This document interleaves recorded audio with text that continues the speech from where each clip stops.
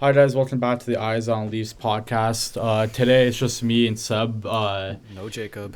Yeah, Jacob's a bit busy today, and we really want to get a pod out for you guys Yeah. relatively close after the deadline. We Yeah. apologize that we didn't have one out on deadline day, but some scheduling stuff between the three of us just didn't allow it to happen. So just me and Seb here today. We're gonna talk about a lot of stuff. We're gonna talk about the Leafs game last night. I Yep. know you're not a lot of guys, not a lot of you guys really wanted to hear about it probably because of the deadline, but we do think it's important. So we're gonna Yeah. briefly touch on the game and what it could mean for the rest of the season. We're gonna talk about the trades, obviously, and we also have our winners and losers of the deadline set up for you Yep. guys. I have an Mm-hmm. article coming out on Editor and Leaf, I believe, on Tuesday. It could be pushed back a little bit. I'm not quite sure. I think it's Tuesday. It will be three winners and two losers. So look out for that. But yeah, Exciting. yeah, yeah. Hope yeah. It was. It took a little bit. Like there was a lot to talk about for what it meant for each team and everything. So it was a fun one to write, but it's just a little bit longer. So we'll see how that We goes. never But really talk about how you write for editor and leaf on here. Like we yeah, never like really when talk we about it. yeah, I don't know. It's kind of weird. We started it after I started writing. I think for Yeah. editor. Well, it was a bit after. Then I was there for a few months, and then we started doing the pod. Yeah. But yeah, I don't think I think I plugged it along the first couple of episodes, and I Yeah. haven't really That it done it just since. hasn't So really. Yeah. yeah, I don't know. It's but yeah. So you can find me on Editor and Leaf, just my name. If you look up my name in Editor and Leaf, my whole profile will pop up with all my work. So guys, just go on Google, look up my name, Editor and Leaf. Like I said, whole profile is there for you guys to read my work and whatever I've had out. I haven't wrote too much, just really busy with school, but Clicks give him recently money. that's not untrue. So yeah, so yeah, I do want to get into the Leafs right now. We're gonna Yep. briefly touch on the game. I kind of want to get through the game as quick as possible because there's so much else to do. But Leafs fall. I think final score was 7-4 to the Seven Colorado four. Avalanche Yeah. last night. Two Pretty empty disappointing netters, game. but just Yeah, like that yeah, game had such big implications. Like for the I division. I think we just kissed the division goodbye because 4 points right now in the race that we have, even though we have a game in hand, We also you do play have Florida on Thursday. that's true. So you could make it, but even then, they still even if you make up that game against Florida, you got to bank on them getting another Yeah, timely loss yeah. here on top of you. Like you got to bank on stuff to happen. Like 4 points right now is hard to make up, especially with how It's strong Florida's yeah. looked ever since that Jones trade. It's rough. It's so hard to win this division, and I think Yeah, we've known that over the years just from being in it. But like when you're in the race and actually in the midst of winning it, I think you really get a full like real appreciation for it. Like yeah, we're looking at the Leafs, and before this 3 game slide here where they don't look very good. Well, like just complete honesty, they don't look good. yeah. But No, it's been I rough. mean, yeah, I don't know if I'm really concerned about what it means for the playoffs. I think we're just sometimes you go through a stretch, but it's a stretch that can't happen if you're That pushing for a yeah, division. Because if you look at how when they were on that win streak before, or I think they won like 9 of 10 or something like that. yeah. It was crazy. They're unreal, but everyone else around them was winning too. So it's not like you gained any ground; you just kind of kept up Yeah, with it was. everybody. Yeah. I So don't know. it's so hard, and I think it's so vital for them to win this division because Yeah, at the end of the day, if you look at the playoffs, not only do you get to avoid playing Florida or Tampa in the first round, but you also set it up where if you do win your first round opponent, which we know is like near impossible for the Leafs, if you win that first round, you get home ice you advantage. home ice advantage, but you also eliminate Florida and Tampa, and whichever Yes, team comes out of that's that yeah, series is going to be hurt because those two teams will beat the shit out of each other. And now if you want to make a run for the cup, like which is I mean it's always a goal when you get into the season for the Leafs, you're gonna have to go and play one of Florida or Tampa in the first round. And if you get out of that, then you're got Tampa or Florida waiting for you in the second round. And if you somehow win that, then you're limping into the conference final against whoever's yeah. coming out of the Metro side, which looks to be a lot easier right now. We'll talk about It's pretty uh, weak. Carolina, and I think we'll probably get into New Jersey too. But I mean, it's looking really depleted right now. So we'll see how that goes. Anything to say specifically on the game, Seb? Or Yeah, I think like you kind of said, long term, I'm not super concerned because they've had stretches like that this season where they struggle. I just think it's really untimely. mm-hmm. And the one thing I kind of took away from last night is they really struggled on those net front battles, or not even net front, just puck battles in general. Puck They battles seem to just bad. really struggle. Like Colorado was just abusing them along the boards. And then they really struggled with speed in that game, I think. They really struggled against the speed of the Avs. Which I always notice when they played Colorado. Like, it's an ongoing theme that it's a high-scoring game where the Leafs kind of get a little bit dominated in transition, and it's kind of hard to watch sometimes. But they managed to pull out wins normally, but that game was just they fell apart, and that's twice now in the past week that they've blown multi-goal leads. And which we haven't seen from this team at all. Exactly, we haven't seen from this year. It's so uncharacteristic. I'm pretty sure they were undefeated this season when leading by 2 going into the third. Like they were undefeated this year. We were undefeated before that this week. If we had a lead going into the third period, it didn't even need to be 2 goals. 1 goal lead, we were winning those games. It's been different since the San Jose game. Yeah, like you're never gonna. I don't think you can ever go the whole season like that. No, it's the NHL in the regular season. You're gonna leads. You're gonna have come and go. It is how you're gonna have blown leads, especially with the way the NHL is now. But I think having it twice in the same week, like it is a little concerning. And I know Craig Berube said to the media today they had like a team meeting, so we'll see if that helped anything. I don't know what they really would have talked about necessarily, but. Just hold people accountable, man. Like, I don't know. It's not. They look disconnected right now, and like the board battles are soft, and that's something that's an individual thing. That's like, excuse me. That's an individual. Yeah, thank you. That's an individual thing that you kind of have to have more accountability for. Like, you cannot you can't be losing board battles. So that's an effort thing. That's not a skill thing. That's an effort thing. Yeah, like the first Avs goal with I don't want to like put too much emphasis on the play of Laughts and Carlo in that game because obviously they're both more defensively sided players, and it's their first game. They haven't even had to practice with the team yet. So they flew in like yesterday into Colorado. Yeah, like I'm not going to put too much emphasis on their play yesterday, but Laughts did kind of mess up. McKinnon made him look stupid, dude. Yeah, like Riley and Laughts clearly had like a miscommunication there, and I can't remember who it was on. I can't remember what goal it was. Laughts got lost on the penalty kill on the McKinnon goal that tied it, I think, or gave it the lead. And then there was another goal I think Laughts was on the ice for where his man in the slot. I think it was Nietzsche who scored. He was, and he did say after the game that he has to be way better. He took accountability after the game, which was nice to see. In the slot, like Nietzsche was just wide open, and when you look at the replay, it was like I think it was Myers and Benoit on the ice. Myers had the guy behind the net, and Benoit was at the net, guarding the post from the other guy that was behind the net there too. Laughts should have had the guy in the slot, and he didn't. He was caught puck chasing when Myers already had the guy, so. A couple mistakes from Laughts, but again, I don't want to put like too much emphasis, and we'll talk about that whole acquisition, I'm sure. Yeah, I think we're gonna get into it like right now because there's so much to talk about. There's also the Marner story. Do we want to lead with the or you know what? I'm gonna hold that whole Marner story off because I think the end. I say because I want to get into what they did, and then after we're gonna get into the lead, and I have the Rantanen deal lined up for the first thing we talk about after the Leafs. So we'll transition from the Marner story into the Rantanen deal. But so we posted this on our Instagram, Eyes on Leafs. I believe that's our am I right on that? It's Eyes on Leafs, right? Yeah, okay. Eyes on Leafs, yeah.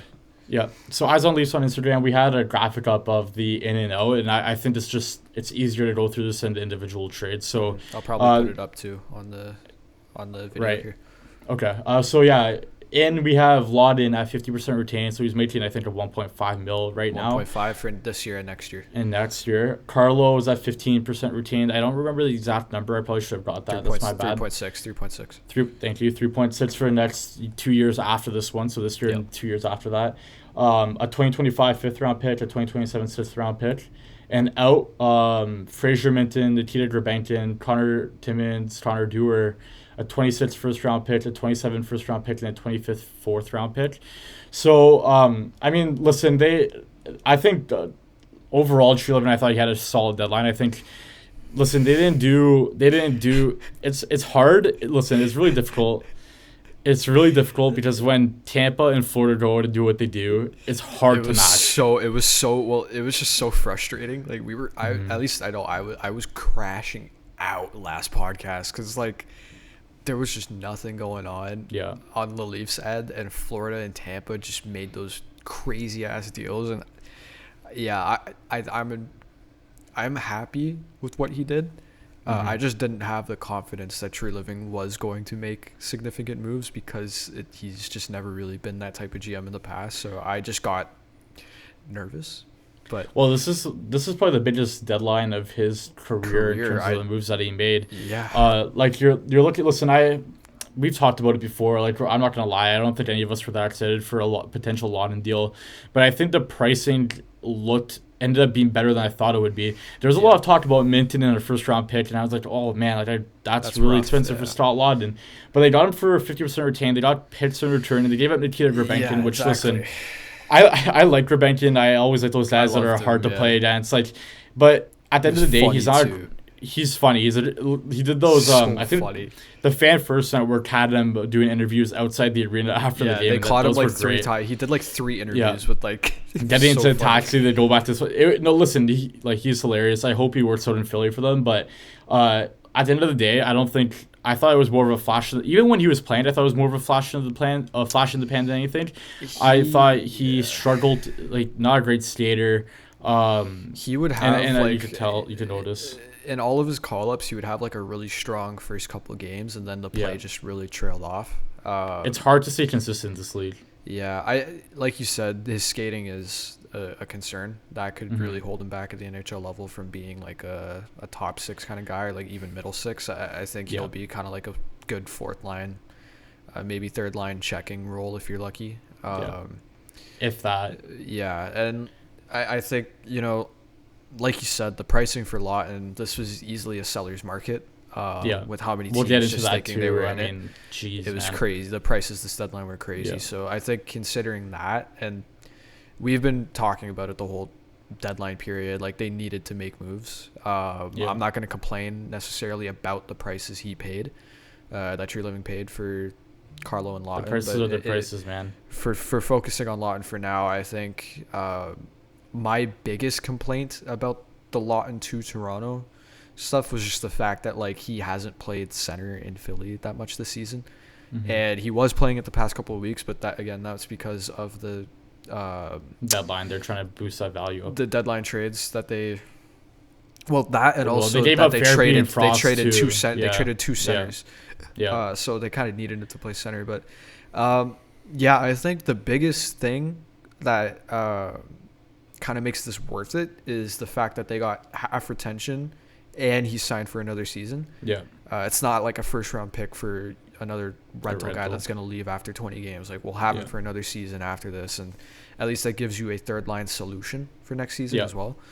I don't know. I didn't like the deal at first, and then as the details started coming through, I was like, okay, you know what, I can stomach this. I think we'll make it work. I think what was key for me at the time of the deal also was the fact they gave the 27 first, not the 26 first, because that signaled to me, like, I know at the time you guys were kind of losing it still, like you didn't think another move was coming, but I saw the 27 first come out, I saw the half retained, and I'm like, okay, like there's another move coming here, because you don't give up the first 2 years in advance without thinking, you know what, we're gonna, like, because listen, if he planned a Laughton deal being his only deal, the first that we sent to Boston would have been in this deal, because you don't send out the first 2 years down the line instead of the first next year, because you have more guys locked up. But you listen, 2 years on the road, it's whatever. But there's a little bit question marks. We don't know.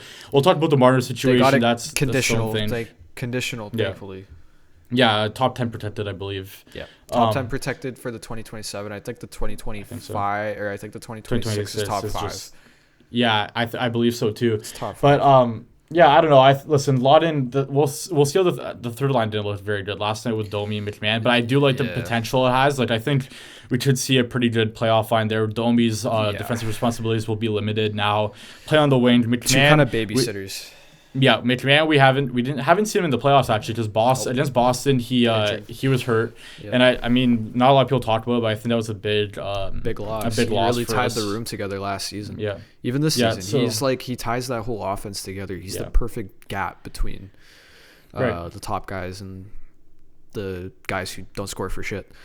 Right. So I like the look of that line. I think I tweeted out again today that I think they should try Nyes, Matthews, Domi, Robertson, JT, Marner, McMahon, Laughton, Nylander top 9, and I think that way you just Could spread be out the talent a little bit. Yeah, you just Yep. spread out the talent a little bit. But listen, that third line still, I think it's a pain in the ass to play against. You gotta give them a little bit of time to gel a little. I think give Lawton a little bit more time. And hopefully it gets better, because if that's what we're if that first team's any indication of what we're gonna get down the line, it could be a little bit ugly. Yeah, I think he'll get better for sure. Again, like when it comes to players whose games are kind of more focused on the defensive side of the puck, you gotta know what the fuck you're supposed to do with your team. Defensive systems are always different for every team, so it's like you got to know what you're doing, and they haven't even had a practice together, so I'm hoping it gets better. I think it will.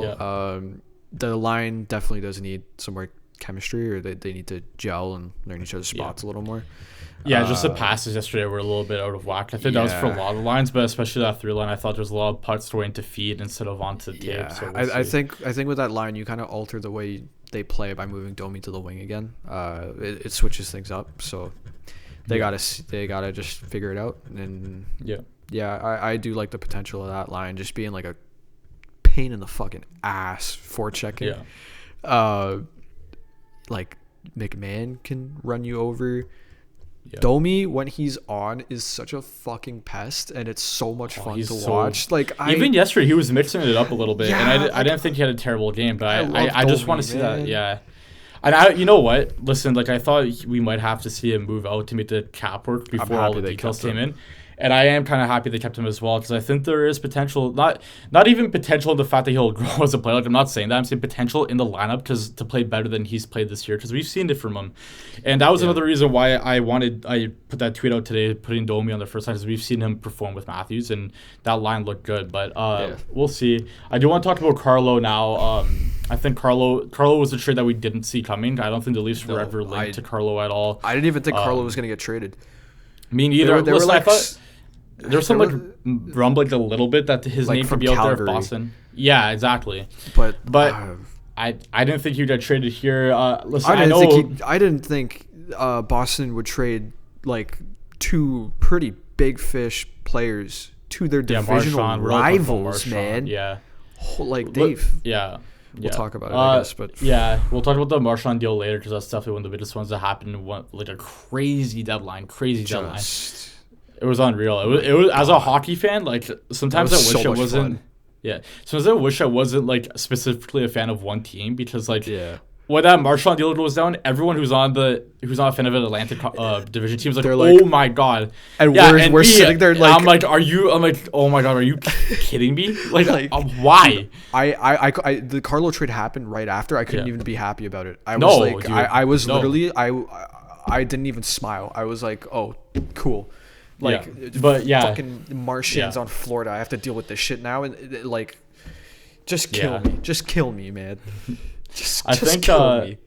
Listen, with Carlo, I know a lot of people were saying that his play has been kind of not great this year. I'm hoping that it gets better with a team that's not Boston, because Boston's, and that it's so rare for us to say that, because Boston's usually like the poster boy of excellence in the NHL. Like that like they're consistent. They every year playoffs, but it's been a bit of a disaster this year. So I'm hoping that his play turns around a bit for us. Everybody besides Pasternak really has struggled this season. And even Pasternak was struggling at the start of the year. He had a tough start, and he's starting to pick it up now. It's tough to grade players on teams that suck, because everybody kind of sucks. Like if you're going by numbers, like everybody's numbers are gonna fucking suck. You kind of have to grade it relative to the team. And I didn't do too much research on Carlo, because I never thought he was an option for the Leafs. So I'm not really sure how his numbers were relative to the team. But I know that this is a guy who's been really fucking good for Boston for 9 seasons. So I'm gonna take the 9 seasons of work over the 1 season where Boston as a team has struggled. I think this is fucking slam dunk. I was really happy with this deal after the Marchand trauma settled in my brain. I was so happy with this deal, honestly. And like, again, expensive seller's market, on top of the fact that this is a 6'5" right-handed defenseman that can play like top 4 minutes. I think regardless it was going to be expensive, but you give up Minton, who like I don't really know if I've talked about it on the podcast, but I don't think we have. I was honestly leaning towards keeping Minton over Cowan because. Okay, I want you to hold that because I do want to talk about Carlo more right now, and then we're going to talk about what we lost. Okay, I do, sure. Yeah, because I do think I want to get into not too far in depth because I don't think we lost too much, but I do want to talk about Minton and that stuff. But just on Carlo, I know 6'5", and I know a lot of people say he's not like the most physical guy relative to his height. But this is a guy that's going to help clear net front battles, block shots for us. Like he's the type of defenseman. Yeah. I don't need another guy who's gonna murder people. Yeah, like you don't need people to blow up guys. Like Luke Shen was never that guy where he would fucking just blow up people 24/7. He was just tough. Like you couldn't really get by him. He was good in front of the net, long reach. Like that's all you really like. You don't need the thing about like if you compare like what Luke Shen and Brandon Carlo are to a guy like Justin Hall. Justin Hall was big but soft. He couldn't do shit in front of the net. He was terrible along the boards. That's not Carlo's game. Like he might not fucking kill you, but you're gonna have a hard time winning in physical battles against him. And I mean, he had one yesterday where on the penalty kill, Stolarz makes a save and he buried somebody into the net. I didn't catch the number on who he buried, but it was a strong cross check to the lower back, and he sent them flying headfirst into the net. I'm pretty sure he saved the goal too. I think he had a block on the. Yeah, like he had a blocker. I think there was one that like leaked behind Stolarz and he cleared it out. He logged a lot of minutes yesterday. He did. His game was, I think it was a little bit up and down for me. I think there was a couple times where you saw his limitations with the puck like on display where he just makes a play I'm like, oh, that's not great. And I know that's been a little bit of a problem for him. Like he's not the greatest puck moving defenseman in the world. But listen, like I said, I would have liked him to get. But listen, Carl, I would have liked him to get like a Noah Dobson, but I don't think that was ever going to happen. Like, no. I think we have to be a little bit reasonable. So I was impressed with Brad's deadline. I like that they got the right-hand shot with term. He could play with Mo. With term is the biggest one too. Yeah. Like with term and retention. Like they got them. Yeah. They got Boston of all teams to retain on. I know it wasn't a lot, but it's still they got retention. It's still significant. Like $600K is relatively significant across 3 seasons. Like the fact that Chicago was willing to retain half on McCabe for 3 years is like, just that was one of the most surprising parts of that deal for me because we got Lafferty and McCabe in that deal at 50% retained, so we had him for like $2 million, didn't we? It was $2 million. He's still signed to $2 million this season. Stuff like that just doesn't really happen unless you are like a dog shit team like Chicago was that season. So I do want to talk about Boston too later because I don't know, that team is really interesting to me because they traded away so much, and I thought that I think Marchand would have, and we'll talk about it after, but I thought Marchand might come back, but after the reports of what those contract discussions look like, I don't know if he will. So we'll talk about that later. But I like the deadline. I think Carlo's great great acquisition here. Hopefully everything goes well in the playoffs and stuff. But at the end of the day, it's all going to come back down to the core four and how they perform in the playoffs. Because if they don't show up, then Scott Laughton and Brendan Carlo aren't going to do anything for you. Scott Laughton's not scoring the 5 goals that Austin Matthews needs to score. He's not getting like the fucking 12 primary assists that Mitch Marner can go get. Like it's they're guys that add depth. They support. And you need them. Yeah, they support in the roles. If Stalock could chip in 2 goals in the series, that'd be nice. But like they also support in the roles that our top guys shouldn't be playing in. Like Scott Laughton's going to eat up the penalty kill minutes that Austin Matthews in the playoffs probably shouldn't be playing. And it is good. Like it's awesome that Austin Matthews can play penalty kill and looks pretty solid out there on the kill. He shouldn't be on there because when you're on that penalty kill, you're supposed to be blocking shots. You're draining. I still do want Mitch there though. Like Mitch is such a good penalty killer. There's a little bit. There's an exception there with Matthews and Mitch because I think Mitch is so outstanding that one part of his game he's a threat too. So Mitch Marner 100% needs to be there, but I don't think Austin Matthews needs to be playing penalty kill for this team. No. It's nice that he can. Especially in a year where he's been injured on and off, Exactly. He shouldn't be, and that time should be being put into even strength, where Austin Matthews is one of the best even strength goal scorers in hockey, if not the best.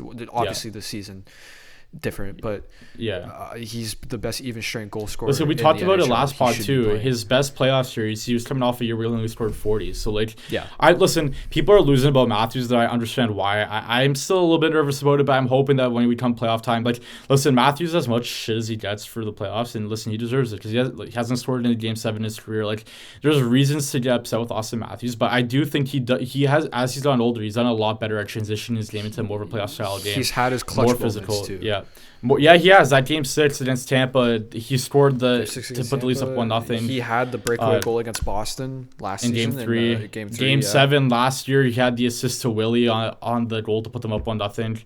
Like, he's had his moments, so we'll see what happens with Matthews. I'm hoping. Needless to say, though, that like getting these guys, a guy like Lawton, helps those players be able to hopefully perform in the playoffs, because you're taking them out of roles that they probably shouldn't be playing in and help them focus on go out and score some fucking goals. Yeah. No, 100%. I saw people saying that oh, like, these acquisitions don't matter if Matthews and Marner don't show up, and I was like, obviously, but if you go into the playoffs with Domi as your third line center, you're putting yourself in a position to lose anyways. So it's like it makes it those more. It makes it even the tiniest bit more likely that they can show up, and like 100%. Brendan Carlo, I think, is going to help Morgan Rielly immensely. I think him and Shen are such like similar mold players where like that's why I'm so happy with this trade, because they're getting just a better, younger version of Luke Shen. Mm-hmm.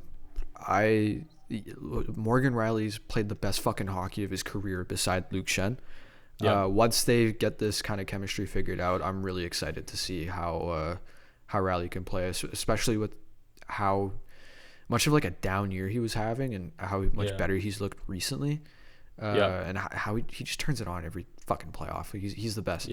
I'm excited. I think these two acquisitions are pretty good. Carlo was a slam dunk. I don't know as much about Lawton, but Lawton's a question mark to me. We'll see how it goes. I hope. It all depends. Listen, at the end of the day, we just need him not to be a liability out there, and it would be nice. And listen, he's a playoff style player. He's physical, decent in the playoffs in his career. Yeah, he's only had like I think one real like deep run, not even deep, but like a more than one series. He's been in the playoffs 3 or 4 times. He has, but I was looking at the stats and it was like 6 games here, 3 games here. Like it's not, it hasn't been like consistent. 19-20 with the Flyers, 15 games, 5 goals, 4 assists, 9 points. Like. Yeah. That's pretty good, and I believe he had an overtime winner in that against the Islanders in that season too. Dude, like for your third line center, if you can get something, I wouldn't even expect that.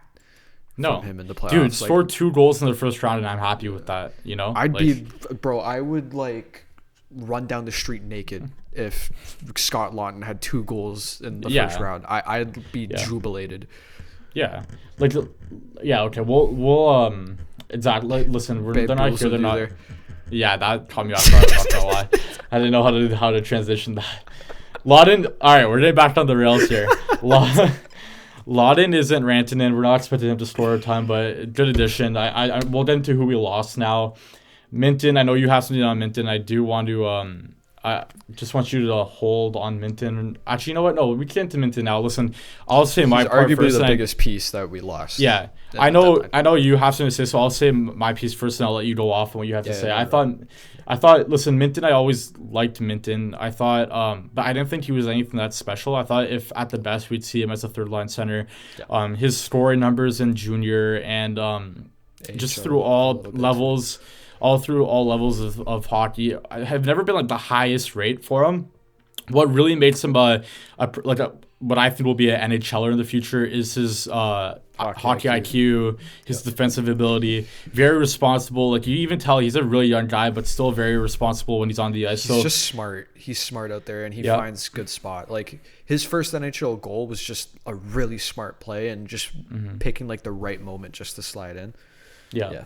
So I think he'll be an NHLer, and that's not something you could say for Cowan or Danford. I don't think so. We'll see how that goes. I obviously hope that something happens there where we do see them as NHLers, but I think they're a little bit more of a question mark. But for me, I wasn't really heartbroken giving up Minton. I kind of figured we'd have to give him up, and he's a third. Like I said, at his peak, I think he's a third line center, maybe a very low end 2C. But I thought. this was if this is a price to get someone like Carlo who will help you to win now, then you 100% do it. Like no questions asked. Yeah. I know you think. I think you probably think a little bit more of Minton than I do, or you felt that he should be the one going instead of Cowan we should keep him instead of Cowan or Danford. So I'll let you speak on that.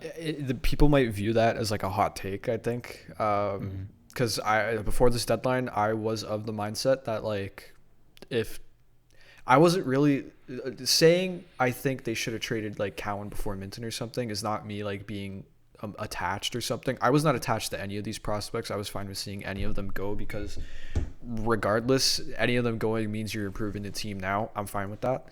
I was just thinking if there was a player that you should trade, I would have looked at Cowan first just because, like you said, and I think everybody can agree on this, Minton doesn't have the highest ceiling in the NHL. If he becomes anything more than like a decent third line center, crazy. But his likelihood of being in the NHL, super high, and we saw him this season. It's like a high floor, low ceiling. That's what exactly. That's what it is. But what I saw was that if he stayed with the team, this was going to be their third line center next season. Yeah. And with Cowan, we just don't know when he's going to make an impact. We don't know if he's going to make an impact. We don't know if he'll be in the NHL. We don't know how he looks in the NHL. We don't know that. With Minton, we knew how he looked in the NHL. He's already played. He already played center for this team. Looked like he had a spot next season at third line center if they didn't acquire anybody. My mindset was that this was going to be a guy that was going to make NHL contribution and like pretty significant NHL contribution next season. And although it's not right now, which I think is the most important, get as much help as you can right now. But at least he's going to help next season. Whereas with Easton Cowan, this guy might not make significant initial contribution until I don't know, Matthews is like 31, 32. Yeah. Like you just don't know. And Cowan seemed to have pretty good value amongst I think the whole league teams, valued those three prospects pretty highly. Like pretty good. I was very surprised to see teams value all three of Minton, Cowan, and Danford as a first round pick, as like a first round value. It seemed, especially Danford. I should say, like you don't see. Danford, I see like especially. I saw a lot of like big hits from Danford in the OHL, and that's a lot of the highlights you get from him. So I was a little bit surprised to see that they value him as a first round pick. Danford's kind of cool, but again, he's a defenseman. Man, that guy's not going to play for like 6 years in the NHL. Like, I don't know, man. I would have been fine seeing him go. Like, I would have been fine seeing any of them go if I'm being real. Like, I wouldn't. The thing that scares me about Danford is that his like offensive numbers aren't outstanding. Yeah, so like when you see guys who his game, but no, it's not. But like I don't know, just to me, when I look for a prospect that'll excel at the NHL level, you have room to regress offensively. So when you get players who don't score a ton in junior, it's kind of hard to see them succeed in the NHL. But listen, like you said, it's not his game, so we'll see. It would be great to have a guy who's good defensively, very physical, can play big minutes, and is a defensive prospect, right-handed. Like if I pray he pans out because that's like my ideal player, right-hand shot defenseman that's physical. He'd be an awesome guy coming up. It's just the fact that he's not going to come up for like 4 or 5 years. Yeah, you have to wait on him. Anyway, but in regards to Minton, like I'm fine with them moving on from him. I didn't really care who they moved off of. It was just like in my head, it was if I had to pick who I'd move off of, I was honestly going to move off of, like I would have picked Cowan. And don't get me wrong, Cowan has a much higher ceiling than Fraser Minton. Cowan could go on and be like a perennial 20 goal scorer with the Leafs, and like that take could look really stupid. But I just think with where this team is at currently, you have to go with who is going to help you right now, and at least who is going to help you as soon as possible. And my mindset was that Minton's going to help next season. Cowan won't. And Cowan seemed to have good values, so I was wondering, like, could they get a more impact player using Easton Cowan in a trade than Fraser Minton? But as we saw, not necessarily. We still got Brendan Carlo from Minton, and I think Boston's going to be really happy with Fraser Minton. Like, this is a guy who's like you're guaranteed pretty much third line center next season at least. Could even play higher up in the lineup considering how dog shit their centers I was are. wondering if we see him at all in Boston this year. Like, he's played NHL games for the. I think so. He's played NHL games for the Leafs this year, and that Boston lineup is looking really depleted right now. Dude. So I wonder if we see him. They gave up Coyle. That opens up a center spot. Lindholm's been just terrible this season. Yeah. I was a Boston fan. We got to talk about Boston later, for sure, because they Boston fans want Don Sweeney and Cam Neely dead. Rightfully, they want heads on pikes. Yeah, I would be pissed too if I was a Boston fan. We'll get into that later. I want to move on from Minton and the prospects now. Timmins and Dewar both gone. I don't think anyone's really heartbroken to see them leave. Like, Dewar is the most nothing player I think that's ever put on a Leafs jersey in my lifetime. I don't know how he scored 10 goals in Minnesota. I've never seen any type of goal scoring ability from him. We never saw that player. It was like one goal. I don't even remember the goal. He had one goal in his Leaf tenure. One goal. I don't remember the goal. Leaf tenure. Yeah. I don't want to shit on the guy fully, but they got him to be for the penalty kill, and I don't know, he just didn't even really do anything on the penalty kill either. He was just I don't know, you said, just the most just nothing. Yeah. There was not really anything that popped. It didn't feel like anything bad happened when he was on the ice, but it didn't feel like anything productive happened either. Sheldon Keefe called Jimmy Vesey vanilla. Connor Dewar was vanilla. Yeah. Whatever. Have fun, Pittsburgh, I guess. He's going to score 20 goals for them, and we're going to look like idiots. That wasn't even a Dubas die. No, not even a Dubas guy. This guy is Dubas's die. Dubas's Connor guy. Timmins. Connor Timmins is his guy. And he signed that deal. A lot of fans didn't want to see him in the opening night lineup. And listen, he surprised There's no lie. Surprised me. Everybody. He looked great at the start of the year, and I thought, you know what?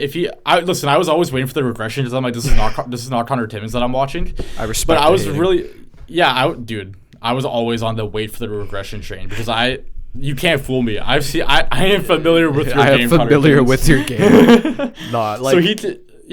Listen, I thought he should have been gone. I think when you need a clear cap, he's the most obvious aside from Ryan Reeves, who was placed on waivers anyways. David Kampf, I was calling for him to be out, but you know what? If you're able to fit him under the cap, he's a good fourth line center. Fuck it. Yeah. He's a good fourth line center. He plays his role well. I'm not mad that he's here. I was never hugely against Kampf. I was he kind of does nothing for our cap structure because you could afford to pay a fourth line center what Kampf makes, but not with this team because of how much we spend everywhere else on the forward core. But I'm not upset that he's still here. I think he's fine for fourth line. He can play penalty kill. If you can make it work, he's a good 100%. Like you said, he's a good fourth line center. You could do. I don't think you can really do a whole lot better than David Kampf at fourth line center, if I'm being honest. What else could you ask for, really? He's decently quick. He'll randomly just score a nice ass goal that you just did not expect. He's got that goal against Tampa in the first, or that goal against Tampa in the first Tampa series where he just skated past Hedman toe pitched at the goal. He had a goal this season where it was a highlight reel goal against Tampa. Yeah. You're just where the fuck did that come from, David? Yeah, I know. Yeah, dude. Sometimes you get reminded these guys are NHLers and can do some sick stuff with the puck. Even Pontus Holmberg last season against the Sharks. That one hand goal. Yeah. Marner says he's his favorite player in the NHL. My goat. Yeah. So and then obviously the first round picks and the fourth round pick. I don't care about really care about what 10th grader will be drafted. Yeah. That's a problem. I always think this is a problem in the future, and that if we are really bad and it goes off the deep end, there's always ways to get picks back. Exactly. You just dump guys from your roster if you're bad, you do what Boston just did. Yeah. Then I think this story came out after the deadline, and I quickly became the biggest story of the deadline around Toronto. And it was that Crazy. Brad Treliving approached Mitch Marner to waive his no move in hopes of getting a Rantanen deal done, and apparently Rantanen would have re-signed in Toronto. They would have gotten the deal done, and Marner says no. And later leaks come out that I think Chris Johnson said on Overdrive on TSN 1050 that Marner is more than willing to go test the open market. And there's been a lot of misreporting there. I think Friedman came out today and said that Marner declined and said he wants to sign a long-term deal here. But every report is that he does not want to talk about it in season. Which, you know what? That signals to me that he wants every single dollar he can get because he's going to go to the open market. And guess what? Columbus is back on the table, which was there when they had the... It's going to be a bidding war. Yeah. And we're going to get rinsed. And we're going to have to pay him $13 million if we want him around. Listen, I don't think... I think the Leafs are within right to explore that. You're a big name player. 100%. And he's well within his right to reject it because what? You have a no trade clause. You got that no trade clause. Right. We gave it to you. Yeah, but it's in the contract. I think it is perfectly within the Leafs' reason to explore that and say, "Hey, man, you're not willing to sign a contract. Yeah. We have a player very similar caliber to you, if not better." Better, dude. I would take Rantanen over Marner. I'm sorry. I'd say maybe better. Like, we have an opportunity to have a secure, not have this question mark on our books and not really get worse because of it. Yep. Would you waive? Like, I think it's perfectly within reason. And according to Friedman, it was handled very professionally from both sides. Like, there's no bad blood, which is... Mitch also said he thought something was coming. Like, he kind of figured that. Like, if you watch it, listen, I don't think anyone would not like knowing the kind of player you are and how you played this season, and you're not willing to sign. Like, I think any team would explore the possibility of like moving you, because what if we just like losing that for nothing is. It's worse than Tavares in Long Island, dude. That's what happens. You know what? If he leaves, wait till he comes back to Toronto. Toronto's a quiet building. Wait until you come back and everyone hates your guts. Dude, you're gonna need security getting around the city. Like that. You think Tavares in Long Island was bad? Wait till you come back and you fucked us because you didn't perform in the playoffs. You didn't do anything for us, and then you leave for free when we could have had Rantanen. Yeah, no, now Leafs have to get him signed. Like, he has to re-sign. Yeah, he has, because you can't trade him now. What are you going to trade him for in the summer? Before you can't. Dude, he's a UFA. You're going to trade his rights. Like, you're going to trade him for like a 4th round pick. Yeah. Like, I don't know, man. What are you going to get for a Marner trade now? Like, I mean, I've always been of the mindset where, like, I think the playoffs are going to dictate everything. I think, and that's what Leafs, by all reports, that's what it's been. I think said that. If the Leafs are out in the first round, or if they have another really disappointing second round, gone. I don't even think they care about getting something for him. I think they're gone, and they're just going to do whatever the fuck they can in free agency to improve the depth and do whatever. Which scares me because I don't really know what's out there. Like, I know Bennett. A lot of people want Sam Bennett, but like, he's not Mitch Marner caliber. I'm sorry. I don't think if he leaves, I don't think they're going to look at adding someone of Mitch Marner caliber. It's going to be adding, way more depth and trying to improve, I think, scoring throughout the lineup instead of having it as top heavy as it's been. Well, that's what you'll have to do, because the guys that are available for trade, you don't have the assets to make a deal with. Like, Elias Pettersson's not coming here. Who are we going to trade for Elias Pettersson? Like, Mitch Marner is the trade chip. That's why we went in on Rantanen. So, and the other deals I think that were on the table is they wanted Nyes. I think Trillian said no, and then it was 2 first-round picks and Cal and Edmonton. Yeah, that's what that was our final offer, and I think it wasn't enough for them to justify sending him within division, so they took Dallas's. And listen, Stankoven is better than Cowan and Edmonton, because this is what Stankoven he's shown he could produce in the NHL. Like, he looks to be a really good player. He's more than a 3C, and Cowan might not even play in the NHL. Like, you don't know. No, so it's perfectly fair. Better. It's perfectly fair. Dallas had the better offer. Yep. Yeah. I should we transition into the Rantanen deal now, or is there anything else you want to say about the Leafs and Marner? Nothing really. Just that, like, I mean, I think top priority now is you have to sign Mitch Marner. Yeah. This is it. You can't. Well, I don't even listen, man. I don't know if he does. If I'm sorry, if he doesn't show up in the Or playoffs, well, then you have to depending change something, again, you know? depending Yeah. on if Yeah. depending on playoffs. But I'm Yeah. going to try and be an optimist somehow, and assume that they're gonna do good this season in the playoffs. I'm gonna. God damn it! I'm an optimist. All right, I can't do this pessimistic bullshit. I can't do it. I can't bring. I myself really to don't do want to, but like everything that they do is just like, oh my god, guys, please. Pessimism final boss is Mateo. It's. I've developed into a pessimist because of their play. It's not like, dude, when Matthews got drafted and they lost to Washington in 6, I'm like, oh my god, we're gonna win the cup soon.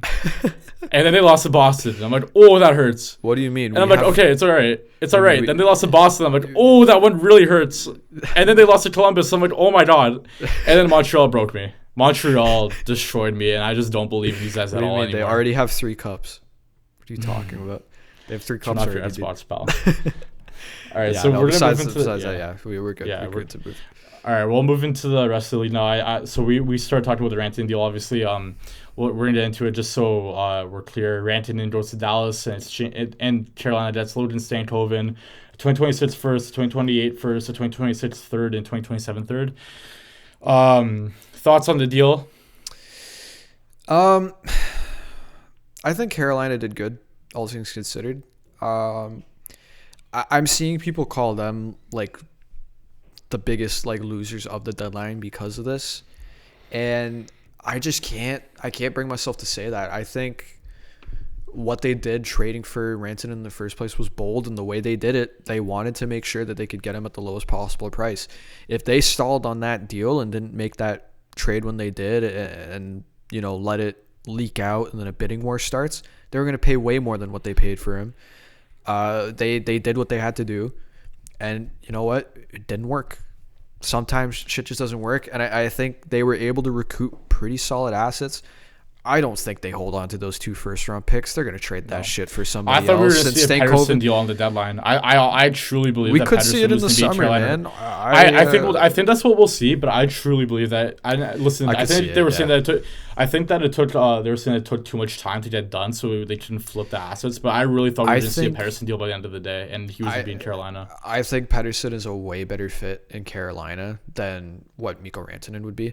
I think with Mikko Rantanen too, it's just like, I think the fit just didn't work. I don't think he's really a Carolina type player, and I think the shock factor of that deal, like you just get randomly moved by the team that drafted you. Yeah, you've been there for like you didn't. He was you there didn't for like even, 6 or 7 years, was he not? Longer than that. He's been there like 9 years. I think it was 8 years. 9 years, yeah. And you don't even get to like really have a say in where you go after what you did for your franchise. I think it was never really going to work in Carolina. And again, I think they did pretty solid in value on this trade. I think Logan Stankoven is going to be a great Hurricane. He is like perfect for that team. We'll see how it goes. And Dallas, I mean, they're loaded. Fuck, man. They this is their cup to lose. Yeah, I listen. They're my cup win. This is their cup to lose. It's their that offense is insane. Wyatt Johnson is their third line center, and he just signed. I think their problem. Yeah, we'll get into Wyatt Johnson too. I forgot to put that on the O-line, but that's a big deal there. But that's their third line center right now. That's yeah, crazy. I think the thing that scares me about Dallas is just that right side of the defense. We saw it last night against the Oilers. Yeah. Bouchard got turned inside out against McDavid, and that whole right side is pretty weak. Like you're looking at Labushkin, Dumba, and CC. But on the left side, Heisted is still hurt, and I saw some reports that he might not be ready for the first round, and that would be a huge loss if you could get through. We'll see what happens. Yeah. But if you get Heisted back at his best, you have Heisted, you have Harley, and then I'm blanking on who. Lundell, and that's a very, very, very good left side. So maybe we see a little bit more balance there. But I think they're my favorite out of the West. Maybe Colorado is the only other. Colorado and Vegas, I think, are right there with them. But we'll get into that a little bit later. They are my cup pick this season. They are just their offense. It is the deepest offense I've ever seen. It is insane. How is like Wyatt Johnston and Jamie Benn are on their third line? Mm-hmm. That's like That's some NHL team's first line right there. Yeah. Like, it doesn't even fucking matter who's on the right. Like, and they have they just got Mikael Granlund, who's been like a great fit there. Yeah. They're just like, they're stacked, and now they have Mikko Rantanen for the next 8 years on top of Jason Robertson, Roope Hintz, Wyatt Johnston. This is going to be such an interesting summer because the reason I'm saying this is their cup to win is because after this, it's going to get tough. They just got Johnson locked up, which is great, but Ben's probably gone. I don't think we see Sagan on this team. That's the other thing too. Sagan's got to come back too for the playoffs. He's going to be back. We'll see what Sagan looks like because I mean, he was he's great old already. Season. He was great. He was, but dude, he had a major surgery, and some guys don't come back from stuff like that and look the same. Fair enough. But we'll see. But he also doesn't need to be like a top 6 player for them. No, like, he doesn't. You could go. Yeah, that's a crazy thing. Ben and Sagan don't need to be your top 6 guys. I honestly, I don't think we see them back on this team. I don't think we see them back on this team next season. But honestly, that's fine. It's just a new era of. I'm just saying hockey. It's going to be a rough. It's going to be a rough offseason. They got a lot of stuff to manage, and I think this is their year to do it. Like, they got to do it. They've been close. Mm-hmm. I do want to talk about Carolina because I think I have a little bit of a different take than you. I think that going out and getting Rantanen without and listen, I know it's hard because you can't leak it, but I think this is disastrous. I think it's disastrous for a couple of reasons. I think one, listen, Natchez was probably going to leave anyways. I think they had a lot of issues with Natchez, and he was unhappy there. Yeah. He was unhappy there. They had problems there with like the playing time. I don't think he was happy that he was on the first power play. But I think what it does to your locker room is I think that's a little bit jarring. Like, you come in and you go trade for a player the caliber of Rantanen. Like, he has 101 points in 80 or 81 playoff games. That's a playoff performer right there. Create 50 goal seasons in the NHL. I think he has 50 goal season. I think he scored 55. He might have two. I don't know. Yeah, a couple. I know for a fact he has a couple 40 goal seasons under his belt too. But I just think that what you do to that lineup is really hard. I think Natchez is better than Stankoven right now.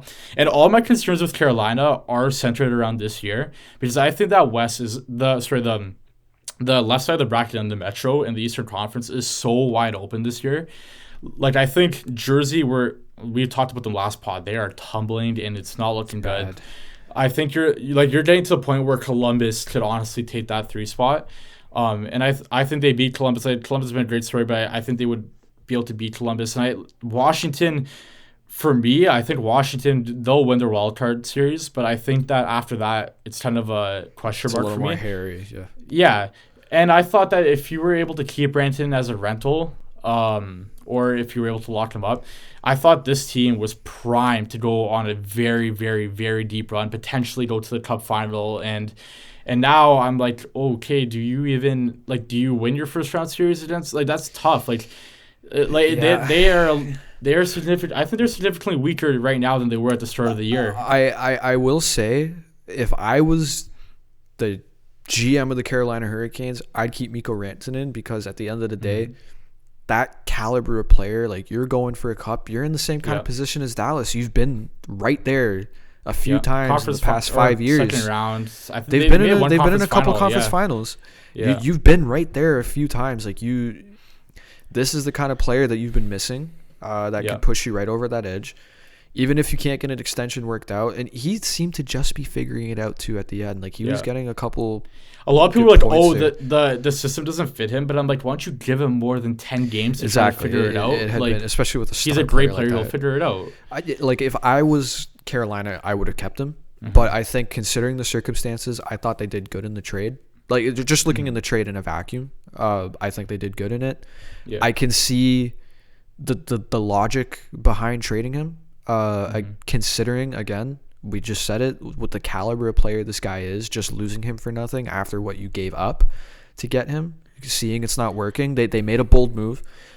You're just gonna have to see if it works out for them or not. I think this season it'll be tough to say that's why this is a good move for this season. But I mean, I guess if we're taking the logic that I was just using for the Leafs, where you got to win now, then it's a dog shit move. But I don't know. I just think that's where I'm coming from it. coming at it from, because I'm like, Yeah. I think that Metro is so wide open. Like I said, I don't think any team out there really stands out a whole ton for me, aside from like obviously Washington's been great, but you know what? We haven't seen Logan Thompson play in a playoff series before. You have some guys there who aren't too experienced in the playoffs. Like you have there's reasons to see doubt and to have doubt in Washington, regardless of how well they've played in the regular season. And guess what? Sometimes you have these teams where it's like, oh, we'll play during the regular season. It's like that one of those like miracle years, and they don't have to go and play against the same team for 7 games, and you figure out spots as to why they're beatable. And so we'll see. We'll see. I do think that Washington comes out in the first round, but I just thought that Metro was so wide open, and I thought Carolina was by far. I thought, you know what? I thought if they went into a 7 game series with Rantanen against Washington, they come out on top against them. I think obviously goaltending is a little, I think goaltending is a little bit of an area of concern still for me for Carolina. Like you don't really know where you're getting from Kochetkov, and Freddie's a little bit iffy. But I don't know. I think it's just a really, really tough deadline for Carolina. I think they have moves to make in the offseason. Like I said, I think we see a Pettersson deal where he goes to Carolina. I think they've been reported to be in and around that for a while now, ever since that the Pettersson trade talks started to kick in, and then they went away a little bit after they traded for Rantanen, but I think they're going to start coming back slowly now that they have those 2 first-round picks. If they use those 2 first-round picks, that is a disgrace, so I do think we're going to see them go out and trade for Pettersson. But moving on, I think we're good, right? Do you have anything else you want to say on the Rantanen deal? Not really, just that, I don't know. I respect Carolina for what they did, getting him. I think it was a bold move, and I don't have issue with how they did it, with not knowing if this guy was going to sign, because I think that's kind of the risk you had to run in their situation, to make sure that the bidding war didn't start and that you'd pay too much to get him. I think, unfortunately, it just didn't really work out. Could they have given it more of a run? For sure. Would I have given up on it as quick as they did? I don't know if I would have. But I can understand it, considering the type of player Rantanen is, and losing him for nothing after paying what they gave up. I could see why you would move him. And I think after the Dallas stuff leaked the night before, like they had no choice but to go through with it. Because how do you as Rantanen stay? Yeah, well, I think they would have had to made a deal either way. I think when it was on the deadline day, there was reports from Dreger and I think Friedman that the contract talks were like stalling a little bit in between, and they didn't know, so contingency plans were being worked out. I think one of the contingency plans, was the Leafs deal with Minton and Cowan in there. Yeah. I think that was one of the contingencies that we would have saw, but they got a deal done. And the thing is for Rantanen that I don't think we talked about yet was that he took $12 million to be in Dallas when you could have taken the same. I think taxes have something to do with that. I get taxes, but my God, man, you're making tons of money anyways. Regardless, I would have just stayed in Colorado for that number. You know. I think the other thing too that we didn't really mention is that I think when you're looking at it from Carolina's perspective, if you have a guy who just there was a report that came out that Mikko Rantanen decided he didn't want to be a Carolina Hurricane like last week. That's also true. Do you want to keep that on your team? Like, do you want to keep a guy who is that caliber that just doesn't want to be on your team? Well, I think I wouldn't. I think I would have still kept him for the playoff run and let him walk. I think that's a little bit more. I think. Yeah, but if he's not going to be doing jack shit for you because he doesn't want to be there. Listen, man, I don't know if that's how a lot of professional athletes work. I think if he sees he has a chance to win a cup, he's going to play his ass off. And you still have Aho there who's finished. Like, they have a connection with Rantanen. Like, I don't think he would have all I'm saying is I don't think he would have been half-assed his play at all. I think you would have got, seen Rantanen work his hardest. But, listen, if he doesn't want to be in Carolina, then he doesn't want to be in Carolina. Like, you're not going to re-sign him. I think that's the issue, is that they knew this guy's not going to stay. Yeah. Okay, so we'll move on to, I think, the second biggest deal, and I think this isn't as big as I think you'd probably say the Cousins deal, which we have lined up after this, but this is the trade that made the most headlines. I think most headlines of the deadline, especially for people who are a little bit more of casuals with hockey instead of diehard fans of the sport. Brad Marchand being traded to Florida for a conditional second, which I think will turn to first. I think if he plays 25% of the games in the playoffs, it'll probably be a first. So Man, I don't even know what to say about this. I saw that come across and I almost passed out. I was like, oh my God, are you kidding me? It's The thought of having to play a line of Marshawn, Bennett to Chuck for 7 games is sickening. Dude, imagine being a Boston fan and he re-signs there. Well, I'm going to be honest with you. I think this is what we're going to see because I saw reports saying that he only wanted to go to Florida. Like when I would when they literally end it. That'd be awful, dude. And you know what? The report was that they offered Marshawn, I think it was like 3 years at 2 by 3 million or 2 by 3, like ridiculous contract. Not everyone's for Bergeron. captain. Not everyone's Bergeron, man. Like there's a reason why Bergeron is so special because not everyone is willing to do that. And 3 million is ridiculous, man. That is crazy. Even though, you're lowballing your captain, dude. Marchand. It's not even like Marchand's been. Like, obviously, he hasn't been Brad Marchand of the past, but that guy's still on like a 50, 60 point pace. Yeah, I know. Dude, that guy could ask for like 5-6 million easy. And Marchand does stuff that doesn't show up on the score sheet, like being such a pest. We've seen it with the Leafs so much. He might be the best pest of NHL history. And you know what? The thing and now he's a Florida Panther. Yeah, Marchand, my life. Yeah, exactly. Marchand won't score like crazy numbers of points anymore, but we saw in the playoffs last year he scores well-timed goals, man. He pisses the Leafs off and he scores. He comes up big, and this is a perfect deal. I mean, I don't know how. There's nothing to say for Florida. Like this, he really is the perfect Panther. Yeah, like it is the slam dunk trade at the deadline, and they for what they paid for him, that's they gave it. Up nothing. They gave up nothing. The first round pick. Yeah, I know. The fucking Philadelphia got more for Scott Laughton. Yeah, and listen, they didn't have any like I said, Boston didn't have any leverage. Like if your guy says, hey, one team, it's Florida, and you go make a move or keep, they didn't have to trade him. Well, I know, but they could have just kept him.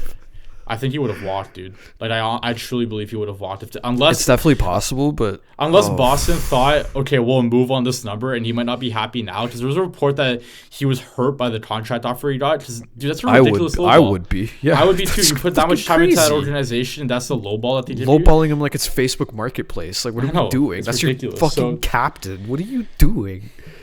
And I think it's just a sign of.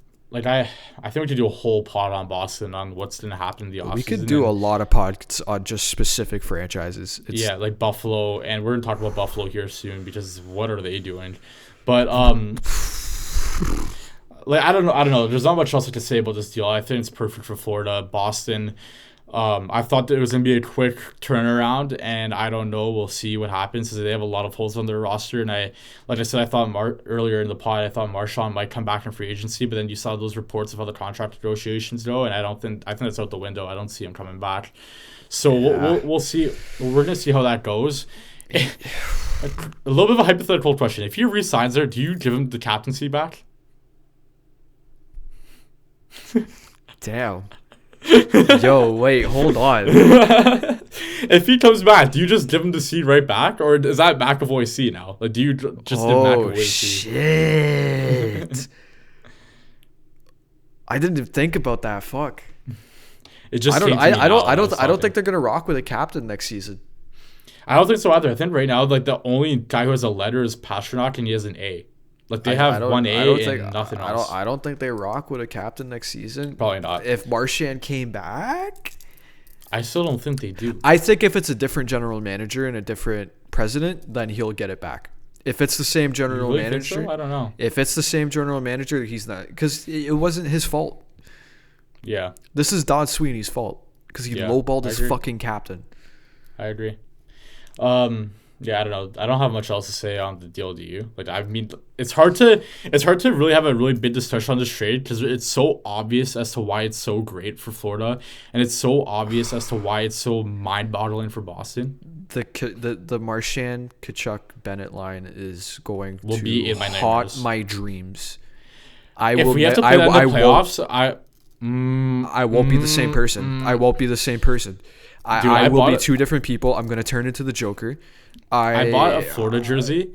I bought a Florida jersey before they became like what they are now. I bought it when they were like a pathetic like whatever franchise, like relocation bound. Dude, I was like, oh my god, please, Florida, like nice jersey, I'll buy it, but they're not gonna destroy me. And now I walked into my closet and I'm like, they might They might be. It's like worse. having a Boston jersey, dude. It's like having a Boston jersey. I don't know if I hate them or Boston more. I can't decide. No, I hate Boston more. Boston's destroyed me. Boston has trauma. Boston has trauma, but there is a deep malice and hatred in my heart for the Florida Panthers. Florida is what I wish the Leafs were every day. Florida is what I wish the Leafs were. There is genuine malice and hatred. Yeah. You have to do a lot for me to genuinely wish bad things upon you, and I wish bad things upon the Florida Panthers every day of my life.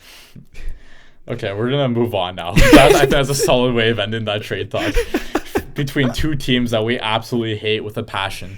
Dude, Boston traded him to Florida, man. What the fuck? I know. It's so crazy. It's so crazy. To Florida. To Florida. It makes me want to puke. Oh my god. I can't imagine being a Bruins fan. I can't. Oh, one other thing. I think the only way that we see Florida not get out of the East this year is if we see real rust from Marchand to Chuck, because they're not going to play until the playoffs. Like, I think both those guys are out. So I think the only way we see any problems from Florida is if they are out of sync, because not everybody can back like Stone and Kucherov. Like, that's a special ability. They're both good enough to do it. Like, I believe in Marchand will come back and be at his best. I believe Chuck will come back and he'll be the same pest he always is. So I think they'll get through it, but if they play Columbus, let's just hope Matthew Olivier can, keep them in check. Make people feel some pain, yeah. Keep them in check. No, the best case scenario for the Leafs is you win the division and you let Tampa and Florida tee off on one another. Yes, but you're asking the Leafs to win a division. To win a division, yeah. That isn't all right. Moving rinky-dink fucking Canada bullshit. Yeah. Which they choked anyways in the playoffs. Yeah. Moving on to two other Atlantic. Yeah.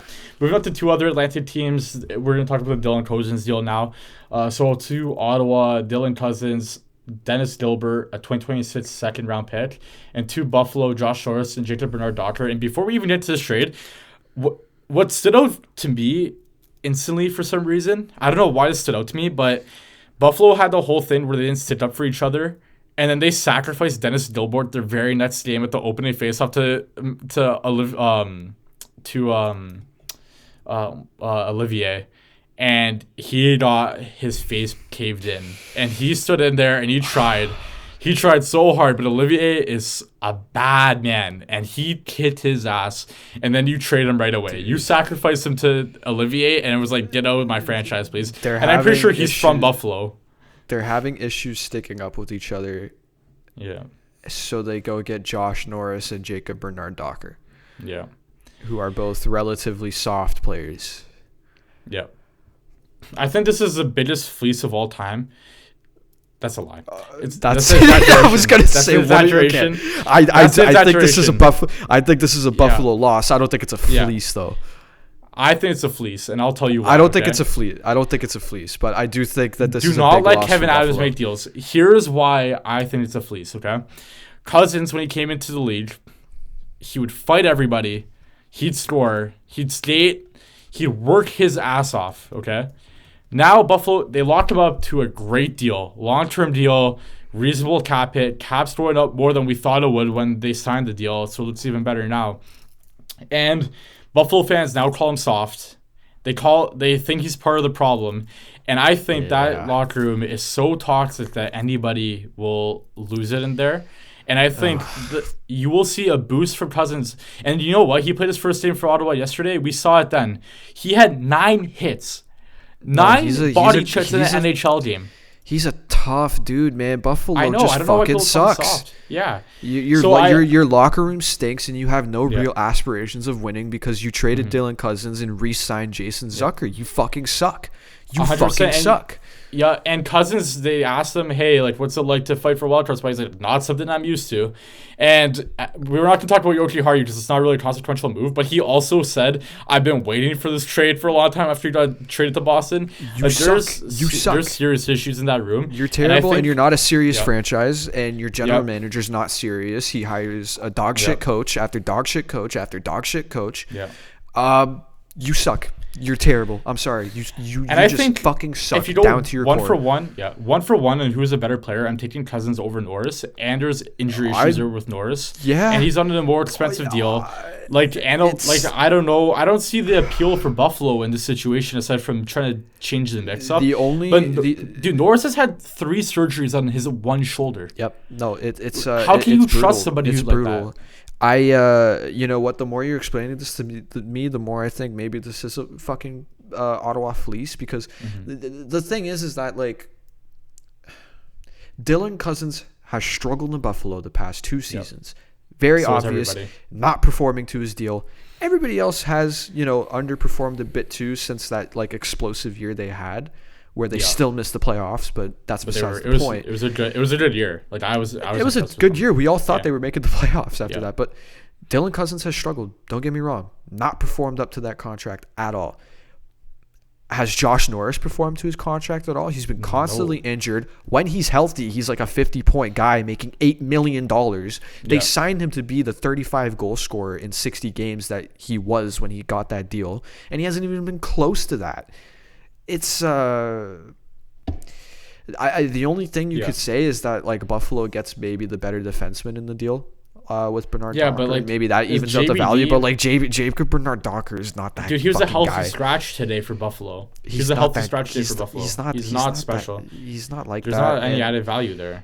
Dylan Cousins is going to just. And they gave up a second-round pick, dude. They gave up. Yeah, they gave up a second. They gave up the best player and a second-round pick in the same deal. So I think Cousins is a great 2C. I think he's better than Norris. I think we're going to see the best of him. You know what? I've been seeing people say that Josh Norris has more upside than Dylan Cousins. Does he? I don't see that. Dylan Cousins is a fucking boss. Yep. Like, Dylan Cousins with the Buffalo Sabres scored 30 goals. And like a 70-point, or what did he have? 68 points, 31 goals as basically a sophomore. Are we serious? That's pretty equal to what Norris is. Yeah, man. And Cousins is a lot more physically. Dylan Cousins, I was on the train the whole time. The Leafs need to find a way to make it work, and I wish it did. Like I would have taken Cousins over both Lawton and Carlo. I'm not going to lie, because I think he's such a good player. And I really wish Treliving was in on this. I don't even know if they would have been able to do it, because I don't think anything that the Leafs have would like level Norris. And I don't think Buffalo's looking for prospects. I think they were looking for someone to line up now. For Buffalo. But my God, man. I don't know what Buffalo's doing. This is like, I think the unfortunate reality for Buffalo too is that this is probably the best value they could have gotten in a Dylan Cousins trade in terms of for what they were looking for.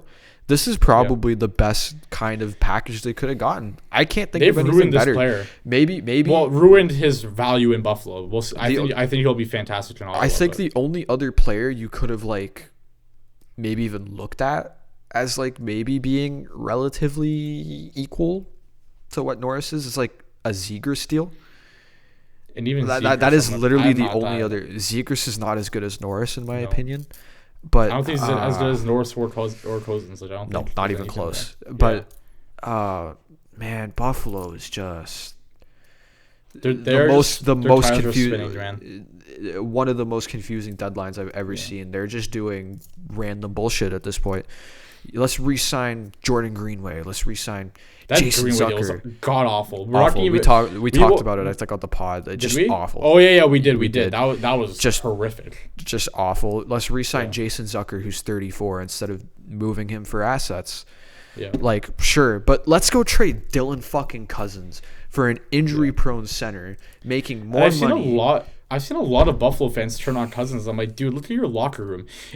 And I saw Buffalo. You're terrible. You're terrible. The funniest thing about today with this I didn't even mention it in the Marner story because I thought it was so funny. I saw a Buffalo fan on Twitter, and he's a pretty like prominent one on Twitter. Like a lot of followers say, "Should we take a run at Mitch Marner?" I'm like, what makes you think that Mitch Marner's going to want to sign with you? Who the hell would sign with you? Like that's the biggest thing for me. Like that they've done themselves so much in a hole that until they find a way to break through with this current group, you're never gonna get anybody. I think you start with firing your general manager, unfortunately, your general manager fucked you over with a dog shit coach that you just kind of have to sit through for another 2-3 years. But you know what? Buffalo fans were so excited for Lindy Ruff, and I'm like, I get, like, he was here the last time you guys were good, but my God, that was like coach. 20 years. That was, I know. How long ago was that? I think it was like, it's like 15 years ago, man. Yeah, I think it was. Yeah, that it's ridiculous. And he was dog shit in New Jersey. Yeah. He was dog shit in Dallas. Ever since he left, he's been shit. He's an outdated coach. He doesn't fit in this era of the NHL. Mm-hmm. Guy needs to retire and fuck off. He's a novelty hire at most, and he didn't even help with that. I do feel bad for Lindy Ruff in a sense because I do think the game has kind of passed him by, and I think that he's a good guy. His stint in Buffalo was so special with the first time around, and when you listen, I'm a Bills fan, so I know what it's like when someone comes and performs well in Buffalo. Like, people will love you. Like Josh Allen, people will do anything for Josh Allen. But man, it's been it's that's what I'm saying. And his first stint in Buffalo, I really wish he had that legacy in Buffalo where he did no wrong. And now he's come back. And listen, I would take the job too. Any NHL coaching job, you take that. But you know what, man? It's not his fault. It's not, dude. It's not his fault. This is all on Buffalo management and ownership. They have fucked this up. Mm-hmm. To a point where the only thing you can do is completely clean house in management again. You need to completely clean house in management. But no, even if you do that, you still have the same players who haven't done jack shit. Like, as much as it's bad on Buffalo, that core has been there. And that's a little bit on the players too. Rasmus Dahlin, listen, he's had no partners. He played with Rasmus Ristolainen for the first 3 years of his career. I feel for him because he does a lot of shit. And I think it's kind of completely unwarranted. Like, when you watch Dahlin, he's physical. He moves a puck. He scores. Like, I'd take him on the Leafs right now. Like, he could take anybody you want off. You take anybody you want off the Leafs roster aside from maybe Matthews, and I'm taking Dahlin. But he could win a Norris in his career. Yeah, but Tage Thompson, ghost this year. Haven't seen him since he had that one crazy year. He's been hurt. He's been good this season. I'm gonna give him that. He's been like a point per game guy this year. Not the 90 point guy, but he's been a point per game guy. Tuck is Tuck. Listen, I think he does what he can there, but he's not. I don't know how. Like, I don't think he turns any team around. I was kind of expecting him to get dealt. I'm not gonna lie. I think Alex Tuck is a guy that needs to be a Buffalo because he's one of the only people that wants to be a Sabre. Yeah. Like he wanted to be a Sabre. Devin Levi, they messed up completely. Like, that guy, they were trying to force him into the NHL like the second he got out of college. Messed that development up. He's been good in Rochester. He had a few good games. He had a few good games in his first season, and they put all their hopes and prayers into him. Yeah. But yeah, listen, I don't know. That group of players used to take a hard look in the mirror and they got something going. Like, they've had prospects forever. And like I said, I'm a Bills fan, so I follow a lot of like the local Buffalo media. So I did a lot of Sabres content too. And they're always raving about their prospects like Kulich, Rosen. They love these guys, but they've loved Middlestat. They've loved like Reinhardt. You could go down the list, man. Dude, it's everyone. They've loved Risto. They've loved everybody that comes through. And you know what? At the time when they get, like, they love Quinn. At the time when they get these guys, I'm like, oh shit, like, they look pretty good. Like, that looks like a nice player. They look like a great future, but they don't have the culture, and they've never built it. They never put any effort into building it because they have dog shit management. They always go for dog shit coaching. The best coach they've had in the past 10 years was Tony Granato, and he was shit.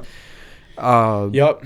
And Buffalo fans they didn't like him by the end of it. They do, and listen, I feel bad for Sabres fans because it's like you've had 14 years of no playoffs, and I truly feel like I don't even know. I was about to say I truly feel like you need to like strip down this team again and start over with the whole new management and everything. But how do you go another 5 or 6 years without a playoff appearance? Like, I don't know. How you do that to your fan base. I think Buffalo.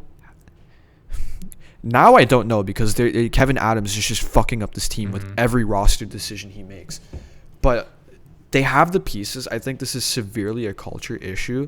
and they have to make moves to fix this culture. I think a big move. But the problem is about the culture, though. When the Leafs were in Buffalo's position, they brought in Babcock, and say what you will about how it ended.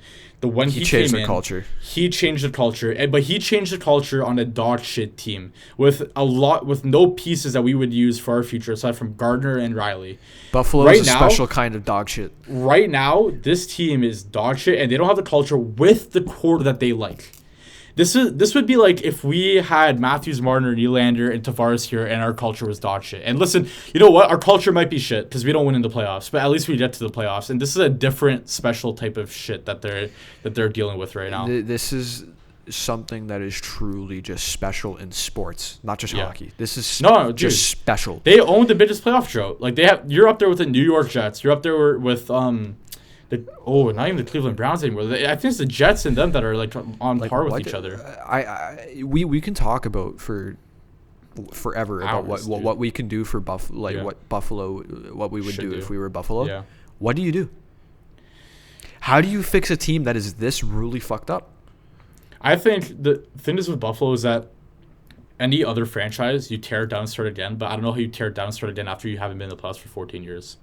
I don't know how you do it to your fan base. They need another season like they had in 22-23. They need a magical run where you just they need it again. Fire. I think the best thing you can do at this point, I think the only thing you can do is you fire your GM. That has to be the first thing they do. You need someone who is competent. You need a competent manager. And do you trust the Pegula family to hire a competent manager at this point? No clue. I have no idea. They fucked up the Sabres to a degree that I can't even fathom. With the Bills, I always say I love the Pegulas because they dumped all their money into the Bills and they let the Sabres rot. Yeah. And it's the truth. But with the thing is with the Pegulas with the Bills, and I always go back to the Bills because same family owns them. And it's night and day with the success. Like obviously the playoff success for the Bills. If you're a football fan, you know AFC Championship is the furthest we've gotten with Josh Allen. And it's a little bit disappointing, but in comparison to the Sabres, it's just night and day. The thing is with the Bills is that the Pegulas let the football people make the football moves. In hockey, with the Sabres, they meddle in it. It feels like when they signed Taylor Hall, there was a clip of Terry Pegula saying, "If we make the signing, we're going for the cup." I get you need ownership approval with every signing, but why is he having to say on if you sign Taylor Hall or not? Let the people you hire to run your hockey team run your hockey team. Yeah. So I think I don't know. Go ahead. My issue is that even if they fire the GM, like I just said, can you even trust them to hire somebody competent? No. Are they going to hire somebody competent? I don't know, but I think at this point you got to do. That is the only option you have because Kevin Adams is fucking scrambling. He's just doing shit. It feels he made that comment about the palm trees earlier, and it's like, dude, stop complaining and do your job. You're paid millions of dollars to do. I don't need to hear to hear about your complaints. Yeah. If anything, Buffalo would be a great spot in the NHL because you're so close to Toronto. With how many guys are from Ontario, you should be an attractive spot. Dude, go look at the Sabres when they were good in the early 2010s. They selling out guys. No problem. Dude, they were getting guys. No, but that fan base, you look at the arenas now, they're empty. Unless the Habs, the Rangers, the Bruins, and the Leafs are there, empty. If you go back to the early 2010s, they were selling out Key Bank Center for mid off season team scrimmages that they would run. They just sell it out. Like people would come watch them practice. It was ridiculous. Buffalo is a great market for sports. If you have, and listen, the NFL is different. Even when the Bills were shit, they would still fill the stadium. Their fans are crazy, but the Sabres put a semi-decent product on the ice, and you will see people come and support that team like no other. If you look at the lacrosse league, they have the Bandits. They sell the KeyBank Center for their lacrosse team. Just put a product out there, and they will be there. And it's so frustrating because, like I said, I know what Buffalo's like for the Bills, and like I said, NFL is different, but they are so passionate. You need to get a team in for the Sabres. I think we got to move on now because I think we spent way too much time on the Sabres. So much time on Buffalo. So much time. I've said this like a few podcasts in a row. We could literally do we could do like a 2-hour podcast just on Buffalo. Yeah, it's insane.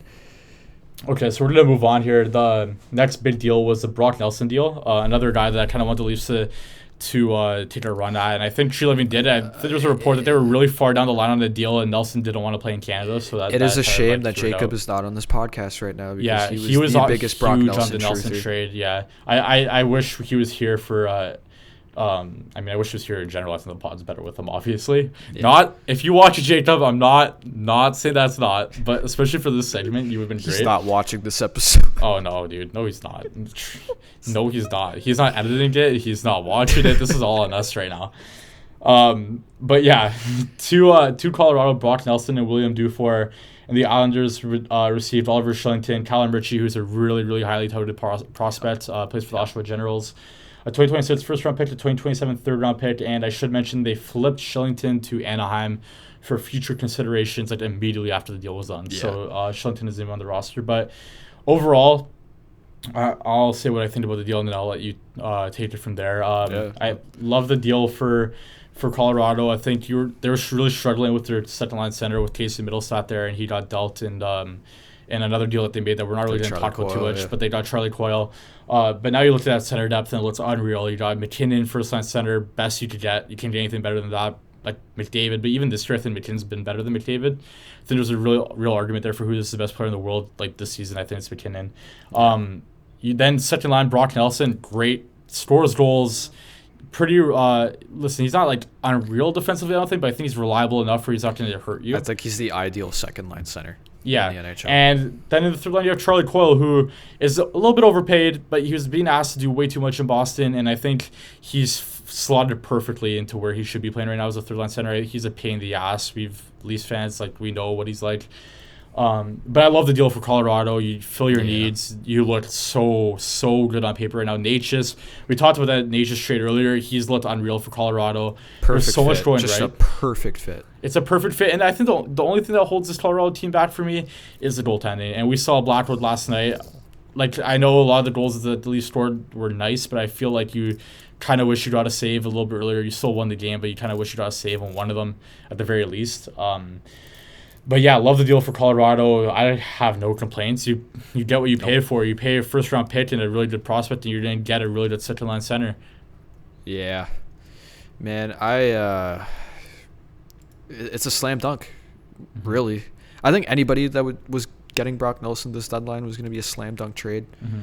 But, yeah, man, Colorado just propelled themselves into cup contention again. This team over the past year has just completely transformed for what it used to be, and it is so much better. I'm looking at their lineup right now, like Lehkonen, McKinnon, Necas.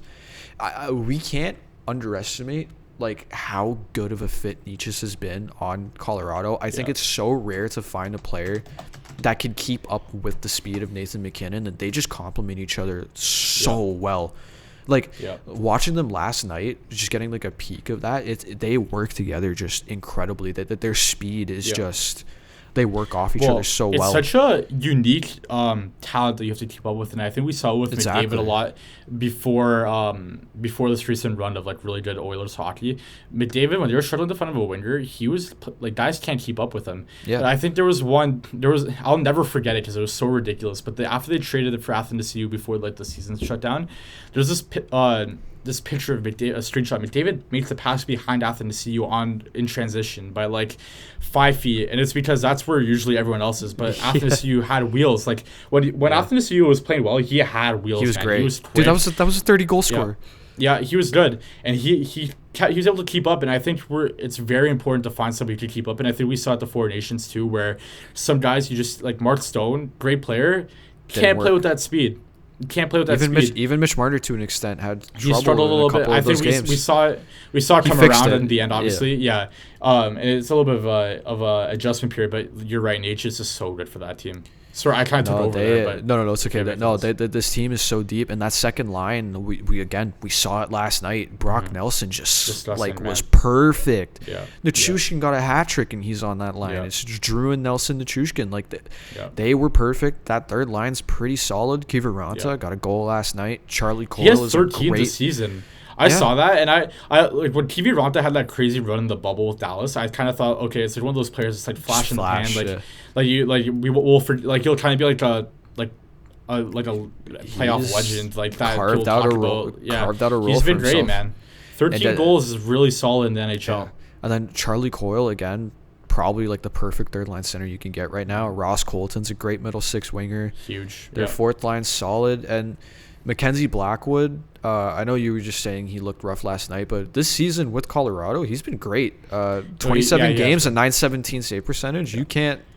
You can't get much better than that. It's just he like I'll always be a little bit scared when you have guys who haven't proven it in the playoffs. And Blackwood, we haven't really seen with him.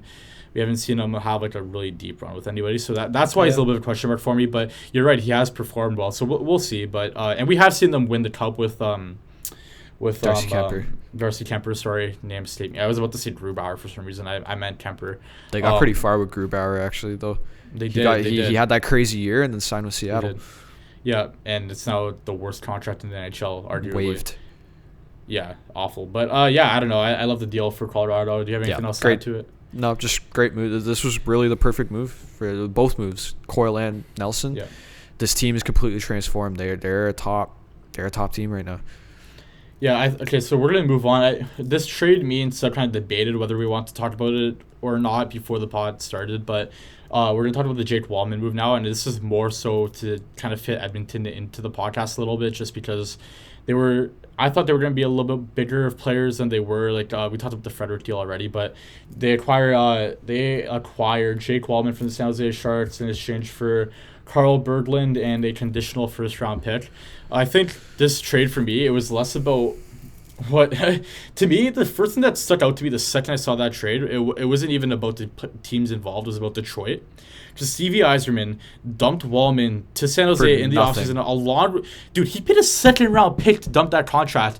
So San Jose got a half a season or three-quarters of a season of Jake Wallman, a second-round pick, and now a first-round pick for this player. And that is crazy asset management from Greer. They got Wallman for nothing. Yeah. They paid nothing.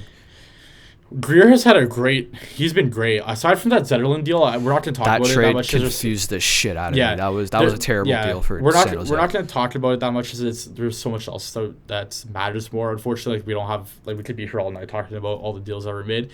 But Zetterlund deal was confusing. I love it for Ottawa. I wrote about it in my article, Let's Come Out on Editor and Leaf in a couple of days here, about why I thought Ottawa, actually, you know, I'm not going to, okay, well, I kind of spoiled it already, but they are one of my winners. We're going to do winners and losers a little bit later. But, I mean, that's a great pickup. He could play up and down the lineup, can play center, he could play that middle six role. Great deal for Ottawa. But aside from that, Greer has been fantastic at finding value in assets. And I know you want to have a little bit more continuity with your lineup, and you do want guys there. And Wallman, I think, was probably one of their best defensemen.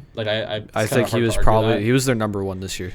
Number one, you could argue Ferraro, I think, would probably be right there too. But yeah, and it looked like Ferraro might get dealt, but I do like that they kept him. I think it's good to keep guys there, and that's why the Zetterlund too bare bones. That's why the Zetterlund trade confused me because I get trading guys, but you got to keep dudes, and it's not like that trade was something where you can't pass it up. Yeah, and they didn't even get great value. Zetterlund's only 25. You need guys to be in your lineup still. You got to support. But anyways, getting back to this, I think the fit's a bit odd for Edmonton. I think it's another guy who's really good at moving the puck, struggles defensively.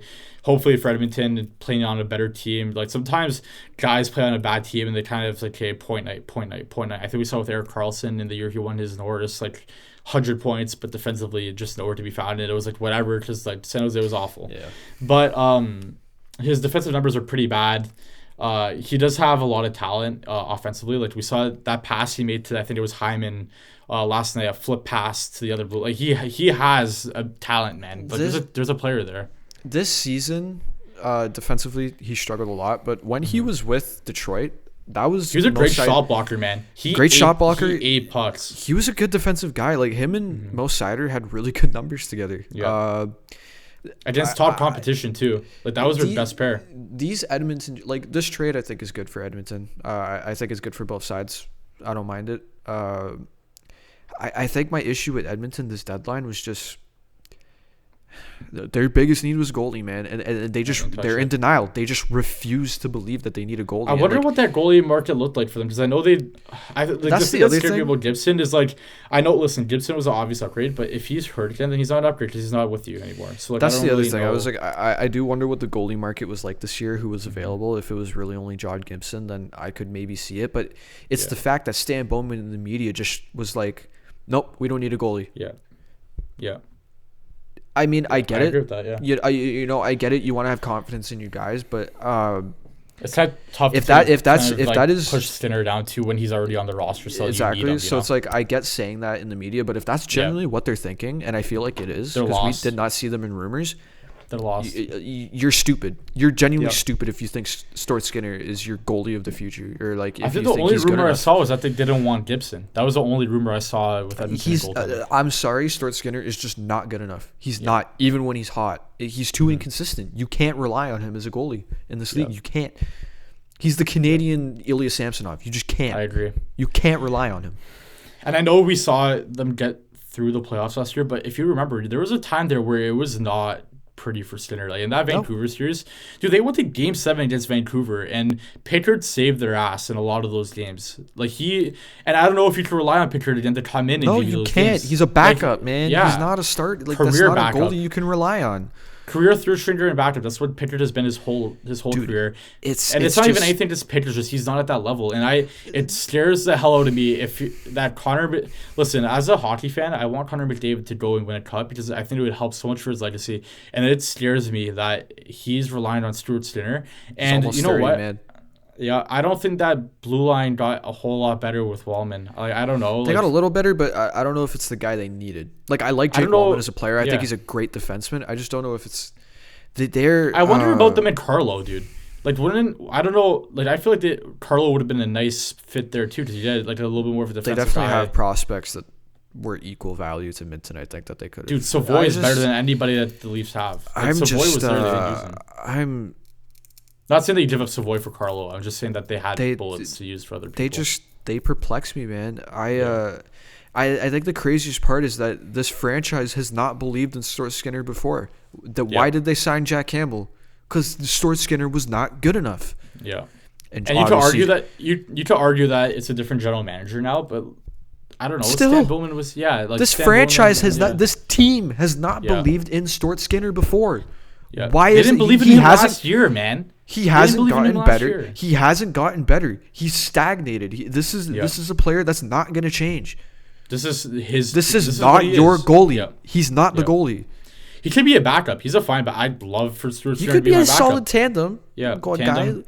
But this is not your playoff starter. He can't. You can't go into the playoffs with him. Yeah. He is too inconsistent. 100% agree. I don't know. Edmonton was a little bit frustrated because I like the Frederick deal. I thought although Frederick isn't going to play until the playoffs, that might be a little bit of an issue. I think not bad. It's not bad in the sense that you don't need anything from him in the regular season. I just liked when trying to find that chemistry before the playoffs, so that kind of helps. I mean the deal. It's not bad. Oh, the deal. I don't mind it. It's not what they need. I don't think they needed another bottom six, whatever. Like they have guys. You sign guys this offseason. Try and make it work with the guys you have now. Well, the other perplexing thing about this deadline was that they were like, "Oh, we need a big forward with size and speed." You let Dylan Holloway go. Like, you could have signed that offer sheet. That was not an expensive offer sheet. Yep. When those two offer sheets came in, I was like, okay, you probably let Broberg walk. Go. Like, that's expensive. And listen, he's been great for St. Louis, but I hands up, I didn't think that he would live up to that deal. I don't think any of us thought. No. And you know what? Like, I was like, okay, you don't match that, fine. But when they didn't match Holloway, I was like, my God. We all thought they were going to match Holloway because that was not an expensive offer sheet. No, dude. And the other for thing what he brought to Edmonton in the playoffs. Holloway was great in the playoffs. Yep. That was what I was about to say. And you let them both go, and it's now you're going and spending assets on guys who are older. And listen, I think there's an argument between Frederick and Holloway, like based off what Holloway's shown. Holloway's way better. That's what I'm saying. Holloway's been amazing this season for St. Louis. He's been unbelievable, and listen, I don't know. Edmonton's kind of confusing, but at the same time, you look at Edmonton and it's like you have the top end talent there who performs in the playoffs. Like Draisaitl's a demon in the playoffs, man. But Yeah. David always performs. Like I'm not concerned. Listen, first round, I think they win. First round, even They if play LA, LA like, again. yeah, like they're gonna win. It's just about the like going up against teams like Vegas, Colorado, Dallas. From like I don't know if you have enough. And the star power will always be there. I didn't know if they had enough last year against Dallas, and they beat them. Like Dallas was my cup pick last year, and I think I might be like a year early on that. Like I think now that they have Rantanen, they're actually the cup favorite. But this lineup is just weak. I'm sorry. This forward core outside of McDavid and Draisaitl. Draisaitl's playing with Arvidsson and Podkolzin, man. And Arvidsson has been awful this year. A lot of Edmonton fans have been on him about. And they don't even really have any necessarily like major forward injuries, man. Like there's Evander Kane out. Yeah. Again, does Evander Kane move the needle? Hands up. I thought the Edmonton offseason was solid. I thought Jeff Skinner was going to go in there and he was going to score enough goals, and he's been awful. Like not good. Brutal. There were talking about trading him at the deadline for just to like clear out space. Arvidsson, I thought if he stayed healthy, he'd be great. He stayed healthy. He's not been good. So listen, I don't know. Edmonton's interesting because I think I've always looked at their forward core. I'm like, it's a little bit weak for what you want. Like they've never really been able to find that winger to play with McDavid until last year with Hyman, and this year Hyman has struggled. I know he's picked it up ever since the Four Nations team came out. I think he got a little bit better after that, after the start of the season. Listen, in all fairness to them, they went really deep, like deepest you could go in a single season, and to be let down like that, sometimes it takes a little bit for you to snap out of it. Yeah, it takes a toll physically. Sometimes it takes a toll mentally, and you have to take a couple of months to snap out of it, and you get back to it. But at the same time, I agree it's a little bit weak. But yeah, I don't know. I think I've said all I have to say on Edmonton. Yeah, I think yeah. Okay.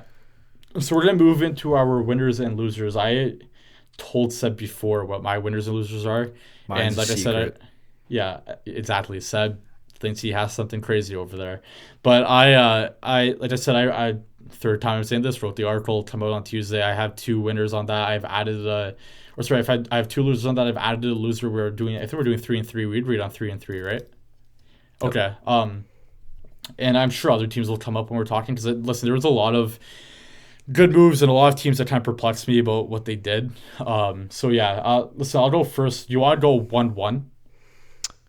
Or do you want to go all three? Do you want to go all three, and then if we I have say go all three. Go all three. Ones, yeah, okay. Yeah, go all three. All right, so for my winners, I have Dallas. We've talked heavily about them already. Ottawa, we talked heavily about them already, and Tampa. I think I loved what Tampa did. I know a lot of people were saying that it was pricey to go do what they did, but we talked about that deal, and it's exactly what they needed. So you gotta pay. You gotta pay for good players, man. Especially in a seller's market. We've seen prices that are expensive this year, and that's just how it was.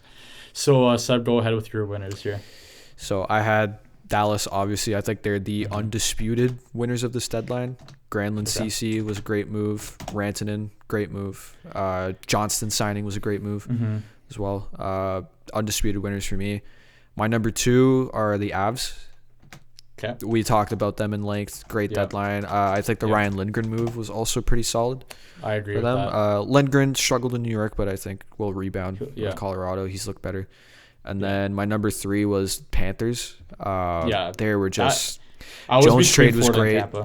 Jones trade was great, and I think the Marchand deal was just amazing. Yeah. Like even though he's not as good as the guys that Dallas and the Avs got, it's just such a perfect fit. I had an honorable mention for Seattle too. I think they got amazing value for their players that they sold off this deadline, and they didn't even necessarily sell off a crazy amount. And they got 2 first-round picks, 2 second-round picks. Mikey Asamont. Yep. Not bad. We didn't really touch on Ottawa all that much because I think we were really heavily in what the hell's Buffalo doing mode, which I think is reasonable. Florida and Tampa were kind of like either of them, you could change either of them and I would have agreed with it. I just think Tampa, just because I think they filled their biggest holes and they look really solid, aside from that 4-0 loss to Boston. Sometimes weird stuff like that happens where team strips everything down and the guys that are still there are just playing with fire. Yeah. But I do want to talk about Ottawa more than anything because I think we've really dove deep into every other team. Like Tampa, we've talked about them last pod. I think we said all we need to say on Tampa last pod. If you guys want to go back and take a look at that, but Ottawa, we talked briefly about the Zetterlund deal. Love it. Don't think great deal for Ottawa. They gave up like nothing. Like Noah Gregor's going back to San Jose. Like did he even play for Ottawa? I don't think he played all that much. Dude, what the fuck was that trade? Yeah, Ostapchuk, which is nothing really. I don't think he's anything. That trade is brutal. I feel like I'm missing one of the other assets in that deal. Am I? Did they give up a pick? They gave up a second round pick, right? Yeah, it was like a second. But okay, that trade fucking in a seller's market. That trade is just horrific for San Jose. That was an unbelievable deal. I think Steos came in, and I thought honestly for Ottawa, unless you could go out and get really, so trade to San Jose with. Yeah, they gave up traded from San Jose with Tristan Rubens and a 4th round Ottawa. They gave up a 2nd round pick. Yeah. And they got a 4th round pick in return as well. Sorry, guys, I should have pulled that up earlier. But I love that deal. I think they go get somebody that'll help them in the middle 6. Coming into the deadline, I was talking to people and I was like, I don't think if you're Ottawa, you need to do too much. I think you let your players play, and there's no point in buying on an expensive rental, or even someone that's a little bit older. I didn't see a need for Scott Laud in there. I didn't see a need for any of those guys. I was like, if you're gonna go do something, you either go do Pedersen, which I didn't think was gonna happen for Ottawa. Like that they weren't really around it. Cap would have been a little bit tight if I'm not wrong. An issue for sure. Yeah. The other one was Cozens, which they got done, which was unbelievable. We talked in length about how great that is for Ottawa. That Cousins trade for Buffalo on the Buffalo end of it. They, I think even with them having the season they were having, where they were good, I think something did need to change. That core wasn't getting it done. Yeah. They did a lot better this year. Ottawa or Buffalo right now? Ottawa. I'm talking about Ottawa. Ottawa, yeah, okay, I agree. I think even with them, being in a wild card spot this year, I think this trade gives that Cousins trade gives them that extra jolt of shit. We're serious. Yep. I agree. Yeah, I think Buffalo I think Ottawa had a really good deadline. And I know people always talk about rewarding teams for going on a run, but I thought it would just have been really stupid to spend assets on somebody who's older, like Braden Shen. His name was in the market apparently. He rejected his no trade clause to come to Toronto, or he didn't waive his no trade clause to come to Toronto. I think he just didn't want to move mid-season. Yeah. I think anyone like that would have been stupid for Ottawa, and it would have been a disastrous move. And you don't need to get older. And I think the Cousins deal was the exact deal that they needed. I thought them and Detroit needed to find a way to get those deals done, and Ottawa was the one who stepped up and did it. And that Zetterlund deal out of nowhere at the end of the deadline, past the deadline, great move. I love it so much for them. Middle 6, winger center, will provide a lot for you there. And the only thing that scares me about Ottawa is Allmark has not been up to his standard, and they signed that deal. And we're focused on the deadline, so I don't want to get too into what's wrong with Ottawa. I think Ottawa's a really solid team. They'll scare me in the playoffs. They're especially with Brady Tkachuk. Yeah, as a Leafs fan who they've always played well against. Brady Tkachuk, I think. Ridley Gregg is a killer. Yeah, I don't know. You think Mo takes his head off again? No comment. But yeah, I don't know. I love that. I love the deadline for Ottawa. No complaints at all. I think there was an A+ deadline. You can't ask for anything more than what they did. But goaltending will. Sorry. I just want to say that the only thing that's just to be seen still once the playoffs come around is the goaltending, and the blue line is a little bit iffy still, I think. But I don't know what else you could have done to really upgrade that blue line this deadline. I think you used your assets properly. So yeah, we'll get on to the losers. I'll go with my 3 again, and then we'll go with Seb. Just I don't know what his 3 are, and I'm kind of interested. I went with Winnipeg, Vancouver, and LA. We haven't really talked about these 3 teams, so we will get into it, but I want to see what Seb says for his. For me, pretty obvious. Buffalo for me, biggest losers, and not just because of the trades. I think just their moves all around this deadline period have just been shocking. Yeah. I had Preds at 2. Okay. Again, just really weird moves this deadline, and and then my number 3, it might seem a bit of a surprise because of the one big trade they made, but for me it's the Isles. Okay. I am a little bit, not gonna lie, confused on the Isles because I think they got really good value for Brock Nelson. I think Callum Ritchie is probably the best prospect you could have gotten. That trade for the Isles was so great. I just want to know what your reasoning is there. What's the reasoning? For me, I think the Lou Lamoriello is in denial. I think they moved off of Nelson because of the value they could get for him. This team needs a rebuild. It's not. Yeah. They're not cut out. They're not going to be any better than what they are right now. I think they should have moved off I think this deadline was the deadline to strip it down. Yeah. I think we can. The prices were insane. Boston fans can hate on Boston all they want. I'm going to respect Boston for the fact that they stripped down. The Marchand trade sucked, don't get me wrong, and I don't think they needed to move Marchand, but I do respect that. Like, they got great value for the Carlo trade. I think the Coyle trade was solid for them. Middlestat does have some upside. We could see what happens, but they still got a second out of it. Yeah. I think the Isles needed to strip down, man. Pat Joe could have easily gotten you a first-round pick. They want to re-sign Kyle Palmieri. It's like, why? Why do you want to re-sign Kyle Palmieri, man? This guy's like 35. What are you doing? Just get the first. Like, they could have got a first-round pick for him too. He's been great this year. I just think this was the deadline to move off of these middle six, just like early to mid 30s guys that you don't need. They're not going to help you. They're only going to get worse. Your team's not going to get any better than it is right now unless you made a serious trade. I think this Isles management is in denial. Lou Lamoriello, for me at this point, is a bottom 5 general manager in the NHL because he doesn't make serious moves. He's invested in this core, in this team that has, ever since they've made the Eastern Conference Finals, just has not been up to snuff.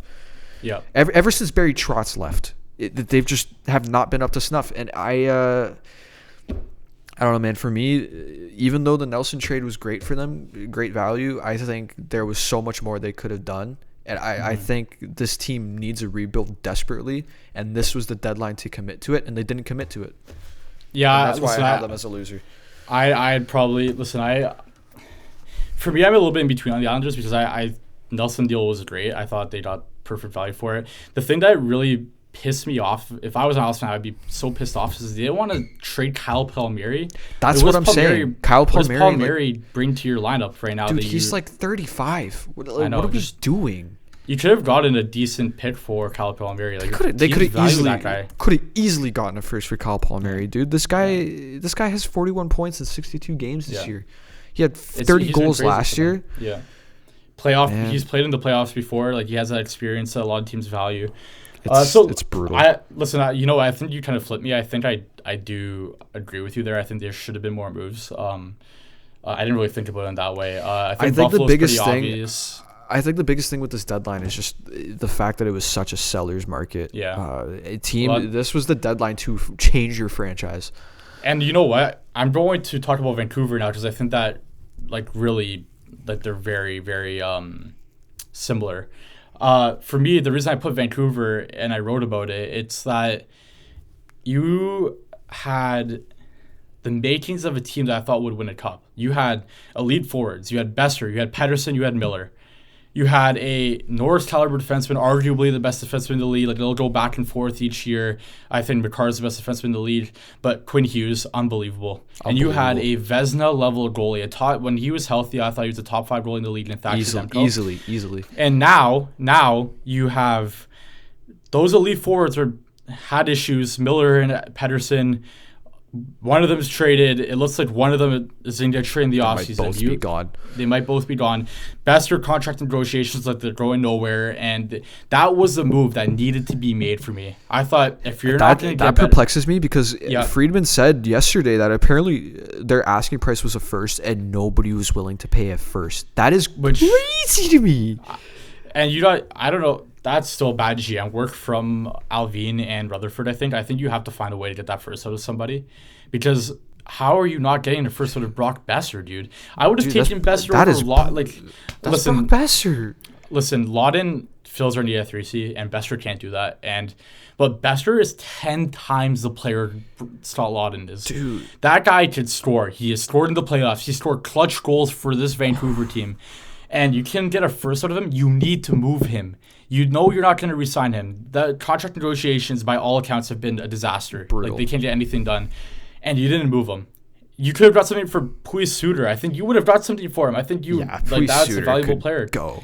You should have traded him. You bought on Pedersen, and I understand the Marcus Pedersen story after you traded for JT Miller. You have to make like the I know. They have 3 Pedersens right now. It's ridiculous. But you bought on him, and I get Aquilini, the owner in Vancouver, does not want to go through a rebuild, so they're trying to kind of retool on the fly here a little bit. But what really, I'm just so confused with the direction, and they're in the worst spot any franchise to be in. And it's like you said with the Islanders, it's like, where are you going? Because I don't think this team is good enough right now to really compete. I think I don't know. I don't think they make the playoffs. I think they're gonna miss the playoffs. I think Calgary takes that spot over them. I think their mindset this deadline was when they found they couldn't get the return they wanted for Besser. I think they just were like, you know what, we're gonna stand put, see how this wild card race goes. We'll make our decision. We'll make. I think they were like, we'll make our decision in the offseason on where the direction is gonna go. We're just gonna see what happens the rest of the season. If we make the playoffs, we make the playoffs. The problem is for me is that, listen, stuff opens up in the offseason. Like, guys become available that you didn't know were available. Maybe you take a run at, like, Mitch Marner if he's available and changes stuff. But the problem is for me is that you need to take it, like, deadlines don't always happen like this where it's a seller's market. Sometimes you have so many teams that are out of it, and I think we saw with the Bedard year when everyone was trying to tank for them. You had so many teams that were out of it and were looking to offload assets that you don't get top value for your players. And in a year where you're getting Anthony Beauvillier got a 2nd-round pick, are you telling me that Anthony Beauvillier gets a 2nd-round pick, but Brock Besser gets nothing more than a 2nd-round pick? That's what's perplexing to me. How was nobody willing?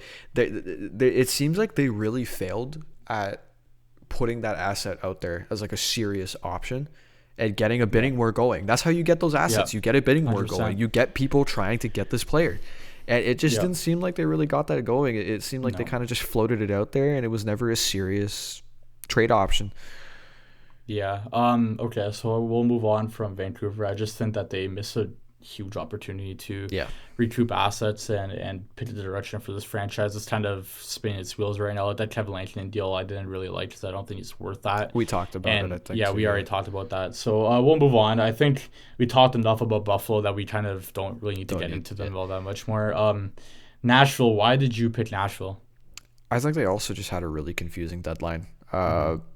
We talked about it last podcast, that Luke Schenn deal. Awful. Why did you trade 2 assets for 1 asset that sucks? You also, I agree with Nashville because now, why did you give Ryan O'Reilly a no trade clause after getting him on your team without a no trade clause? He doesn't have a no trade clause. Yeah, why did you hand him one? He doesn't. It's not in his contract. That's what I'm saying. Why did you give him a non-contractual no trade clause? What the hell was that? You could have gotten. That's a stupid move. That's a stupid move. Dude, he rejected the trade to the Leafs, and I'm glad he didn't come because if you didn't want to be we here, don't want you him. could fuck we off. Don't want him. But we don't want him. You could have gotten such great assets, and you said, you know what? Do you want to go? How does that happen? How? Dude, it's not like this guy's Sidney Crosby where like he's done so much for your franchise. He's been there for 2 years. I know. What are you doing, man? And then again, the Michael Bunting trade makes no fucking sense. You traded 2 assets for 1. They could have gotten that same Luke Schenn return that Pittsburgh got. Yeah. Luke Schenn never played a game for Pittsburgh, and they got a free 2nd and a 4th round pick out of it. For what? They traded Michael Bunting. That was a throw-in in the Jake Gensel trade. Yeah. What are you doing? Bunting makes real money. It's not a great deal. Yeah. Why did you trade? Unless they plan on flipping Michael Bunting next deadline for I don't know, whatever, or they think he's gonna find the 60-point self again. Bunting? Exactly. That trade makes no sense to me. The Gustav Nyquist trade, I think they sold too early. A 2nd round pick. They could have gotten, I think, a 1st round pick for him if they just waited literally 2 or 3 more days. And I think there's more that they could have flipped off of this roster, man. Ryan O'Reilly definitely could have been traded if they didn't give him the stupid non-contractual no trade clause. Yeah, I'm sorry to butt in there on your pick, but that was mind-boggling to me, and I need to get that off my chest. No. Honestly, fair point. I didn't even think about that, and they were close to a couple Ryan O'Reilly trades. Yeah. New Jersey wanted him too. New Jersey wanted him. Apparently, they almost had to deal with Ottawa. Yeah. For O'Reilly. It fell through. I don't know if they should fully rebuild because of the money they just spent in free agency this year. But yeah, but what do you do? Like, where is that improvement coming from man, next year? Like, I don't I see don't it. know. Yeah, like that's my thing. It's like, are they going to be better next year? There's no reason to believe that they will unless they don't make a splash in free agency on like Marner or something. What gets better? Like Yeah. Yossi's 35. It's like he's turning 35 this year. Mhm. You just traded Nyquist, who was like a part of that great line. You locked in Soros, like You got Michael Bunting. You signed UC Saros, yeah. and you trade away your best prospect in Askarov because you didn't want to give him the space to Yeah. play. Shea's gonna get older. Stamkos is gonna get older, It's and been he's kind of like brutal. it's been kind of a mind-boggling. Like I don't know. I love their offseason because I was like, I don't know how. Because when I We looked all at it, I did. was like, We all did. yeah. Because I was like, I don't know where you see a huge drop off from Stamkos. Because I'm like, Stamkos playing with a chip on his shoulder, he scores 40 already, should be fine in Nashville. Marchessault, I understand that's probably a little bit of an overpay, but you know what? He might come out with something improved, and it just hasn't worked out for anybody. It's been brutal. They can't score, and I don't see how it gets better, man. Yeah. Like they're I don't know. They're confusing. I just think their deadline was terrible because they made moves that don't help them. Yeah. It just doesn't help them at all. Yeah. We're getting up around the 2-hour mark, so I'm going to go through rap soon. I want to go through my two and rap. We have the playoff race plan, but I think we'll save that for the next podcast. We're going to have plenty of time to talk about that stuff because there will be no more trades or contracts or anything like that. Like I don't think there's anything else that's close, but Winnipeg. So I was really, really disappointed with Winnipeg. And it's not even because I didn't like what they added. Like, I think Tanev will be a good fit for that fourth line. I think it's expensive for a fourth liner, but I mean, everyone was expensive this year. Luke Shen should be a good stabilizing presence on that blue line, which is already good. And Winnipeg has had such a great year. And the thing is with Winnipeg is they always do it, but this year's a little bit, they always have a great year, but they kind of fall off near the back half. But it seems like they've actually like kind of maintained that pace that they've had all year, which is a little bit different than most regular seasons. And listen, there's still time for it to fall off a little bit. I hope not. I think I hope they go into the playoffs still on fire. But I thought they need to do way more, especially when you see teams like Dallas and Colorado. And listen, Vegas didn't do anything, but I hate how people call Vegas losers at the deadline. Because what do they really need to do? Like, I don't think they got Riley Smith. Yeah, like I don't know. I think that a lot of their deadline work, and I think the SDP Steve Dangle podcast talked about this too. A lot of their deadline work came last year, but I also don't think that's the same thing. But I mean, they added Hurdle and they added Hannafin, and that roster they traded picks out the wazoo last year. So yeah, like they gave it's hard to do that back to back years. You can't do that every year. Like the Leafs didn't do that last year. Like it's hard to do it back to back years. So I just think that Winnipeg needed to do more. I think a second line center was a need for this team. I think I don't know who you would have went out and got. Obviously, Brock Nelson didn't want to play in Canada, like we said already. That's the biggest issue. I think Brock Nelson was the guy for the 2C spot for any team this year, and once he was gone, it's like, who else do you really pivot to, man? I know. I just think that but it's not a 2C, no. I'm not gonna lie. If I was them, I would have just checked in on Ryan O'Reilly too. Like Ryan O'Reilly, Casey Middlestat. I don't know. I think he's a better bet. Probably a better bet, but I don't know. Middlestat's been kind of shitty this year with Colorado. Like, I don't know. Like, don't get me wrong. He hasn't been the best, but I think it's a better bet than what they have right now at 2C. Yeah. Like, I just think they should have done more. Not bad this year, but yeah. I just think you should do more, especially when we talk about rewarding teams all the time, and I think this is actually a team that deserves rewarding. I think a lot of teams, like me included, I think a lot of people kind of made fun of Winnipeg or kind of doubted them after they signed that Scheifele and Hellebuyck deal. And I was one of them there too, because they have been bad in the playoffs, and we're going to see what happens in the playoffs. But they've put them in a position where I think they'll win their first round easily. Like, if you don't play one of Calgary, Vancouver, Utah, I'm missing a team now. St. Louis, sorry. I think you win all those series. I don't think there's a way that you lose that series. I think they murder everyone. We'll see, man. They do struggle, but listen, the thing is that they struggle, and they played against Colorado in the first round. And listen, Colorado's murdered. Like, Colorado's Colorado, and I know they weren't their best version of themselves last year, but still, it's Colorado. You still have to play Nathan McKinnon. The Trushkin's usually pretty good in the playoffs. Although, did he play last year? He had that problem with the player assistance program, didn't he? I don't know. He might not have. I know for a fact that I think he was missing the Dallas series, but I don't know if he played in the Winnipeg series. Anyways, No clue, yeah. they're gonna go up against really like I think it should be a layup opponent. Like I don't think there's really a layup opponent in the East right now in the wildcards. I think Detroit is probably the closest thing you get to that, and even then, they have some pieces there that would scare me a little bit. But I think you're gonna get a layup opponent, you'll win. So it's not about the first round. I just think if you want to go on a deep cup run, you should have added more. And LA is my other loser, and LA just they did nothing. They added Kuzmenko, and for a year where I think they started off pretty hot, and it was a team that I didn't believe in all that much going in. They started off hot, and they're starting to lose it, and they're tumbling, and they go out and spend a third on Kuzmenko, who's had a really, really rough year.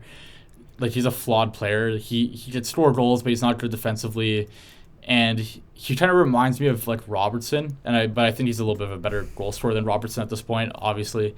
But he just doesn't add much, and I thought LA was just really quiet, and they did nothing. And I want to jump back to Winnipeg because I forgot this like key point. They had the assets to make moves. Like right now, they have $6 million in cap space, and they still own their first round pick, and they have prospects. So that's another reason why I didn't like Winnipeg. I thought they had the assets to make a big move, and they just didn't do it. But yeah, those were my losers. For me, LA, I've seen a lot of people consider them losers. For me, it's like. I just don't think they're confident in their team. Like, they're gonna play Edmonton again in the first round, and they're gonna lose for the 5th straight time against Edmonton in the first round. How is it? Then you have to do something. No, it's the 4th, right? It's the 4th straight. I think it's 4th. I'm pretty sure it's the 4th. They lost in 5, 6. Did they get swept one year? I don't think they ever got swept. I don't think they got swept. They lost in 5 a couple times. I think they lost. I think it was 7 and then 6 and then 5. You're right, actually. It was like that. I'm not 100% I think it was sure, like that. I think you're right. Yeah. I just, they're, I don't know. I think we're going to see a big change in LA this summer because I just don't think they're confident. I think management is done. I don't think Rob Blake is here past the season because I don't see them beating Edmonton. I just don't see it. They've been strong defensively this year, but I can't see it. Yeah, I'd agree there. I don't know. I'm not big on LA. I just think them doing nothing kind of hurts. And I think there was like moves out there to be made. I know a lot of it was expensive, and I understand not believing too much in this team, especially when you have to go up against Edmonton in the first round. But they have to do something. You can't keep like Byfield has finally arrived. You can't keep just throwing yours out the window because you don't believe. You have to do something that makes you believe in this team. Yeah. And it just kind of feels like they sit on their hands a lot. And Rob Blake, I looked at something like a Raquel deal. Like, you couldn't Ricard Raquel, I would have done something like that. Yeah, like Ricard Raquel.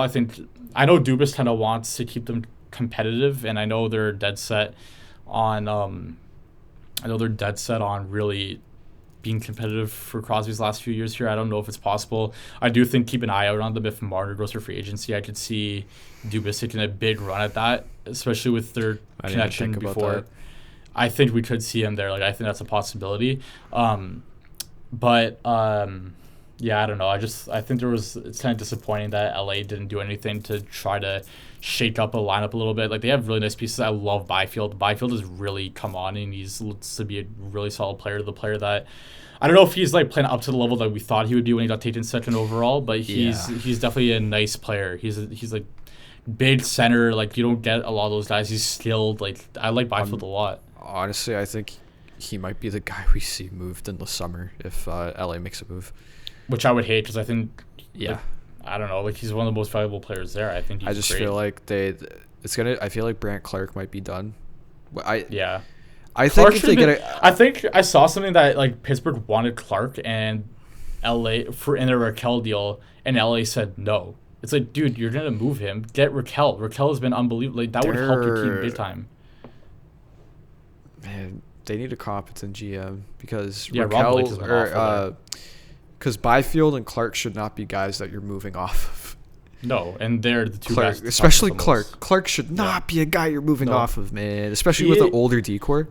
I'm pretty sure Jeff Merrick loves Clark, and he says he's one of the most talented defensemen he's seen come to the OHL, and I don't know. From what I've seen, it's hard to disagree. Shout out Brant Clark in like NHL 20 franchise mode, where like you could draft him in the 3rd round every single time, and he was always medium elite. Always a steal. Love that kid. Okay, I think I say kid as if he's not like older than me. I know. I think yeah, but not by much. Not by much. Yeah. I think that's another weird thing. Like you see these prospects that moved, and you look at their birth, and you're like, oh shit. Yeah, like you're my age. Oh, 05 jump what? scares. Yeah. Oh, 05 jump scares is crazy. Yeah. Like Connor Bedard is our age. What are we? Yeah, I know. What are we doing? Yeah. We're doing a podcast. That's what we're doing. A Sunday night. Ridiculous. For 23 subscribers. I know. 2 hours. Whoever watches, we appreciate it, man. Appreciate it. How many people do you think make it to this point? Dude, I don't think many do. I think any podcast would have trouble keeping people, especially on the YouTube video. Like, we gotta find a way to get this thing on Spotify a little bit. Yeah, that's true. We gotta figure out. I don't think it's as hard. Yeah. No, we just gotta find a way to make it just like strictly audio, so we don't have to be on YouTube the whole time. But, anyways, yeah, I think that's where we're gonna kind of wrap here. We appreciate you guys listening. If you got all the way through, hope you guys enjoyed the content. We're sorry it was a little bit late. Hopefully Jacob's on the next pod. We think he will be. There's no reason to think he won't be. So we're excited to see how the stretch run comes down here. We're praying the Leafs are able to lock up the division, but we'll see you guys next time. Appreciate you guys listening. Hope you have a good day. See you guys.